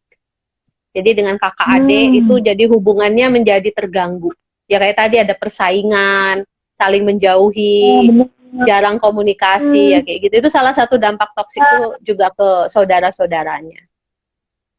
Bener sih, itu dia sih yang bener-bener yang terus dia cerita, dia sempat nangis juga gitu kan cerita. Jadi dia cerita bahwa sebenarnya tuh coba aja mama tuh mau dengerin aku, dengerin cerita aku. Kayak aku tuh pulang sekolah, aku di sekolah ngapain aja, ditanyain kayak gitu aja, nggak pernah gitu. Terus aku selalu ngelihat orang tua berantem, gitu-gitu kan. Nah, di satu sisi itu mamanya udah ngomel-ngomel aja kan. Lihat tuh mbak, dia tuh tahu nggak bisa kerjanya tuh ngeloyor aja entah kemana-mana. Tuh anak gadis tuh kayak gitu. Aku suruh kawin aja di rumah. Iya. Sabar tante, sabar. sabar. Iya. Ya wajar sih, wajar banget anak memberontak. Bahkan juga bisa terlibat kriminalitas juga salah satu dampak dari toxic parenting itu, dia bisa terlibat kriminalitas, agresi gitu. Jadi karena tadi itu ya, kalau agresi, kriminalitas bisa contohnya kayak penggunaan obat-obatan terlarang misalnya, melanggar peraturan di sekolah, di mana gitu ya. Terus juga dia cenderung yang tadi loh kamu ditanya kan, merusak diri sendiri itu loh. Iya, bisa banget. Jadi dia self criticism, terus kayak self destruktif gitu. Jadi mengkritik diri sendiri dan merusak diri sendiri gitu. Nah, jadi itu salah satunya. Padahal masih 10 tahun itu kan Sista. Jadi dia tuh diri sendiri, mukulin diri sendiri gitu loh. Yang aku tuh pernah lihat. Ya ampun, anaknya kenapa gitu? Pakai kerasukan ke gimana gitu kan? Karena tiba-tiba tuh dia ngamuk, dia marah-marah, dia mukulin dirinya sendiri, terus nyalahin dirinya sendiri gitu. Kan kasian sih Sista aku liatnya. Ya ampun. Kenapa Dek? Tak gituin kan, Adek kenapa? Adek tuh kesel, dia bilang gitu kan. Terus ya aku cuma bisa meluk kan. Sini, tak bilang gitu kan. Kenapa sih? Baru lagi cerita kalau pelukan itulah yang dia butuhkan. Ya terus kan aku meluk kan. Kenapa? Tak bilang gitu kan. Itu baru dia nangis kejer kan. Kejer. Keluar semua. Kesel katanya tuh, kesel lah ini segala macam. Aku bilang iya tapi jangan mukulin ya, jangan mukulin, sakit loh, tak bilang gitu, jangan dipukul. Kalau adik marah tuh bilang marah aja, tak bilang kenapa keselin, kenapa ngomong aja, tak bilang gitu kan. Karena kasihan sih anak kecil Sista, istilahnya umur masih 10 tahun kan, masih belum ngerti lah gitu, masih SD kan. Jadi dia sendiri kayak nggak bisa mengekspresiin apa yang dia rasain kan gitu. Sampai akhirnya pukulin dirinya sendiri sebagai rasa. Nah, kita tuh kan waktunya tuh 2 jam nih biasanya ya. Tapi ternyata itu baru setengah gitu kan ya. Itu baru setengah. Tadi aku udah ngasih pembukaan gitu ya. Bahwa kayaknya masalah toxic parenting ini itu kita akan lanjut lagi di opsi yang episode 5. Karena ternyata banyak banget Bisa. Nah, karena banyak banget. Jadi nanti mungkin yang sesi ini kita akan kesimpulan gitu dan akan dilanjut lagi ke istilahnya ke di episode selanjutnya, mungkin caranya ngadapin, terus sebagai orang tua tuh harus kayak gimana sih cara orang tua kayak gimana gitu. Nah, mungkin di episode berikutnya kita membahas tentang faktor penyebab toxic parenting itu apa, sekaligus juga cara kita mengatasinya itu bagaimana. Nah, mungkin kalau untuk hari ini kita hanya bisa membahas tentang ciri-ciri toxic parenting dan dampaknya terhadap anak gitu ya. Iya, karena dampaknya, karena 2 hal itu aja ternyata sudah banyak dan banyak sudah panjang dan banyak contoh kasusnya juga kan gitu kan. Nah, aku tambahin sedikit ya, untuk dampak itu masih ada sekitar 4 atau 5 hal lagi gitu ya sebelum kita conclusion di sesi ketiga ini. Nah, yang berikutnya tadi kan dia menyakiti dirinya sendiri itu tadi ya, kecenderungan anak yang korban toxic parenting itu kecenderungan merusak diri sendiri, menyakiti diri sendiri tuh bukan semata-mata karena pemberontakan dan pelampiasannya aja, tetapi sebenarnya pesannya itu adalah rasa sakit yang dia rasakan itu teramat dalam gitu loh. Sakitnya tuh teramat dalam. Jadi itu yang sebenarnya yang mau disampaikan ketika dia menyakiti dirinya sendiri. Itu sakit banget gitu. Jadi kecenderungannya itu gitu. Jadi bisa merusak diri sendiri karena memang juga citra dirinya kan juga cukup negatif kan karena orang tuanya yang toksik itu. Nah, lalu berikutnya bisa menjadi anak ini atau individu ini ketika dia dari orang tua yang toksik itu dia tidak memiliki keterampilan sosial yang cukup baik. Jadi dia punya kehidupan istilahnya bisa menjadi punya masalah sosial gitu yang cukup rumit gitu ya. Jadi karena kan dia gini, anak itu kan belajar bersosialisasi, yang pertama-tama itu kan dengan orang tuanya. Dia melihat bagaimana ayah ibunya bersosialisasi, bagaimana ayah ibunya bersosialisasi dengan dia, dengan adik kakaknya gitu kan. Nah, ketika di keluarga ini toksik dan dia tidak mendapatkan role model yang cukup bagaimana caranya bersosialisasi yang baik, isinya cuma bertengkar, cuma saling mengkritik, saling menyalahkan, kekerasan, atau mungkin pengabaian tadi yang terlalu dimanjakan dan segala macam, akhirnya juga dia tidak punya contoh bagaimana dia harus bersosialisasi ketika dia bertemu dengan teman-temannya, dengan lingkungan sosial masyarakatnya gitu. Nah, ini akhirnya dia menjadi tidak terampil secara sosial. Anak-anak yang memiliki keluarga atau orang tua yang toksik ini nggak terampil secara sosial gitu. Nah, tadi aku udah bilang juga ya kalau anak sekolah biasanya prestasi akademiknya cukup turun, biasanya cukup rendah. Kemudian ternyata Sista ada penelitian, ini penelitiannya mengaitkan dengan kesehatan fisik. Jadi juga penelitian ini menyebutkan, bukan di Indonesia sih penelitiannya di luar negeri, tapi dia menemukan bahwa pasien-pasien yang memiliki kecenderungan obesitas, penyakit jantung, kanker, paru-paru yang kronis itu ya, liver dan sakit-sakit lainnya yang cukup bisa mendatangkan kematian itu ada kaitannya dengan riwayat dia memiliki orang tua yang toksik gitu. Toxic parenting. Itu penelitiannya ada jurnalnya nanti di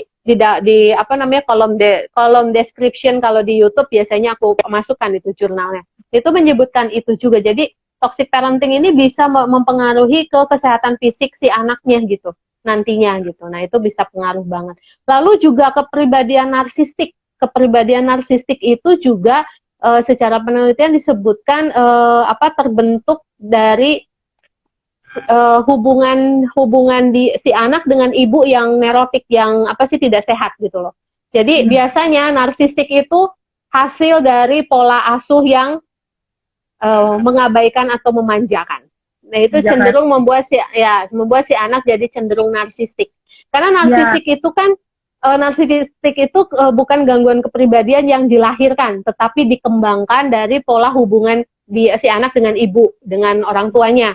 Kalau dimanjakan ataupun diabaikan gitu, jadi dia anak yang diabaikan bisa narsistik juga, anak yang dimanjakan banget itu juga bisa narsistik juga gitu. Nah, itu ada, jadi itu pengaruh sampai situ. Dan ada kecenderungan superior, makanya bisa agresi, kriminalitas itu kan juga cenderung membuli. Nah, makanya kenapa ada yang bilang gini, anak yang membuli biasanya korban dari pembulian. Nah, bisa jadi dia dibulinya dari rumahnya sendiri gitu kan, dari orang tuanya yang toksik. Jadi dia kayak di luar itu dia superior gitu, tapi kalau di rumah dia inferior gitu. Tapi dia mencoba menyelamatkan rasa inferiornya di rumah itu dengan cara menjadi superior di luar, tetapi superior yang negatif, dia ngebully ngebully orang lain, temennya atau apa gitu, atau mungkin bentuk-bentuk gangguan-gangguan perilaku yang lain yang negatif tadi. Lalu yang terakhir, orang dengan kecenderungan memiliki orang tua yang toksik itu bisa hidupnya dikendalikan oleh inner child. Apa sih itu inner child? Nanti kita bahas berikutnya. Kalau pas di sesi tertentu gitu ya. Aku baru menyiapkan materi psikoedukasi juga tentang inner child gitu. Inner child itu adalah anak kecil di dalam diri kita gitu. Anak kecil yang terluka di dalam diri kita. Nah, kita tuh seringkali nggak sadar di tubuh kita yang dewasa, tetapi kita menjalani hidup ini seperti gini, tubuh kita yang dewasa ini dikendalikan oleh si anak kecil yang ada di dalam diri kita. Gitu. Jadi kita akhirnya menghadapi masalah, menghadapi kehidupan itu kekanak-kanakan dan cenderung mengalami banyak gangguan psikologis juga pada akhirnya. Gitu. Nah, jadi sedemikian dalam dampak dari toxic parenting itu. Bener sih. Itu yang bisa aku bagikan malam ini. Iya sih, karena ya gimana ya Siska, misalnya lingkungan yang pertama kali didapat oleh anak itu kan orang tua. Role model pertama kali yang didapat sama anak-anak itu kan ya pasti orang tua. Jadi pasti orang tua itu akan sulit gitu dan terus belajar gitu kan ya. Walaupun sudah puluhan tahun, tapi pasti mereka terus belajar sih gitu. Iya. Makanya betul. Ada ilmu khusus untuk parenting itu nggak ada sih sebenarnya, karena ada sekolahnya. Gak ada. Ya sekolahnya begini-begini gitu, ikut seminar, ikut workshop, ikut sharing, ikut live IG-nya kita. Iya loh, iya benar sekali, benar. Ya, untuk faktor penyebab dan cara mengatasinya kita lanjutkan 2 minggu lagi deh. Nah, benar. Menyimpulkan kembali bahwa dampaknya dari toxic parenting ini tuh sangat banyak tadi. Mulai dari trauma, luka batin, emosional, kehilangan rasa percaya diri, meragukan diri gitu ya, agresi, narsistik gitu ya, superior, dan tadi juga udah dibilang kan dikendalikan oleh inner child yang nantinya mungkin akan ada pembahasan tersendiri gitu ya. Ternyata di dalam diri kita yang dewasa ini ada sesuatu, ada anak kecil gitu di dalam. Jadi makanya kalau misalnya ada masalah gitu ya, aduh permasalahan ini kamu tuh kekanak-kanakan banget sih, mungkin itu yang namanya inner child gitu ya, tapi nanti mungkin akan dibahas di sesi-sesi tersendiri gitu. Mungkin itu yang bisa disimpulkan di kegiatan malam hari ini gitu ya. Semua headset sepertinya sudah mati ya, udah meninggal dunia ya. Jadi udah nggak bisa tertolong lagi gitu ya. Nah, jadi buat teman-teman yang ketinggalan untuk ngikutin obrolan santai seputar psikologi, jangan khawatir karena tadi sudah terupload ya kan di IGTV, bisa langsung cek di IGTV. Nanti juga akan diupload oleh Sista di YouTube. Nanti boleh cek di YouTube-nya Sista gitu ya. Buat yang ketinggalan episode sebelum-sebelumnya juga sudah diupload di sana. Beliau juga ngasih channel Re Ayudya. Iya, jadi di sana juga ada yang lain-lainnya gitu ya. Yang suka banget belajar psikologi dan lain sebagainya itu ada di sana, edukasi-edukasi lainnya gitu ya. Jadi buat teman-teman yang pingin menambah ilmu gitu ya, pingin tapi males baca seperti aku, bisa dicek di sana ya. Gitu kira-kira. Nah, nanti mungkin di opsi yang episode 5, ya pun nggak nyangka ya udah sampai episode 5. Semoga berlanjut terus gitu ya. Amin. Nah, jadi nanti di sana kita akan ngebahas lagi faktor penyebab toxic parenting itu apa sih, terus kemudian bagaimana sih caranya yang kita sebagai anak nih yang kena dampak toxic parenting itu harus melakukan apa, terus kalau aku sebagai orang tua yang sudah terlanjur nih jadi toxic parenting sebelumnya terus harus ngelakuin apa. Nah, itu nanti di episode selanjutnya akan dibahas lebih lanjut. Nah, thank you loh Sista malam ini sudah menyempatkan waktu. Kita masih bisa membuat episode keempat ini dengan banyak kali pun keriuhannya gitu kan ya. Gitu. Iya. Terus semoga sehat selalu, tetap stay safe di sana. Juga. Selalu jangan lupa kemana-mana, kalau misalnya nggak perlu nggak usah kemana-mana ya orang tua ya, tolong. Siap. Ya semoga pandemik ini cepat berlalu, jadi kita bisa ketemu, terus kita mungkin bisa kali ya bikin konten sambil gitu-gitu kan. Oh, bisa banget. Ya. Makanya aku juga berharap semoga pandemik ini cepat selesai, kita bisa ketemu dan kita bisa sharing langsung, terus kita langsung live bareng kan gitu di Instagram kan. Akhirnya, Seru, wah, gitu ya. Iya. Jadi gitu. Pokoknya terima kasih untuk hari ini udah sharing Sama-sama. banyak. Thank you juga dirimu yang sibuk masih bisa meluangkan. Baik, sister, selamat istirahat. Sekali lagi, Iya, terima selamat kasih. istirahat. Terima Ketemu kasih. di pertemuan selanjutnya. Ya. Sehat selalu. Bye-bye. Ya, kamu juga. Bye-bye. See you. Sarang nih.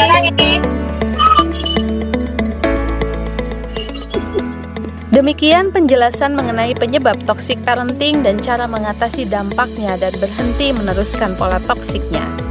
Terima kasih bagi teman-teman yang sudah menyimak video ini dan semoga bermanfaat. Sampai jumpa lagi di episode selanjutnya.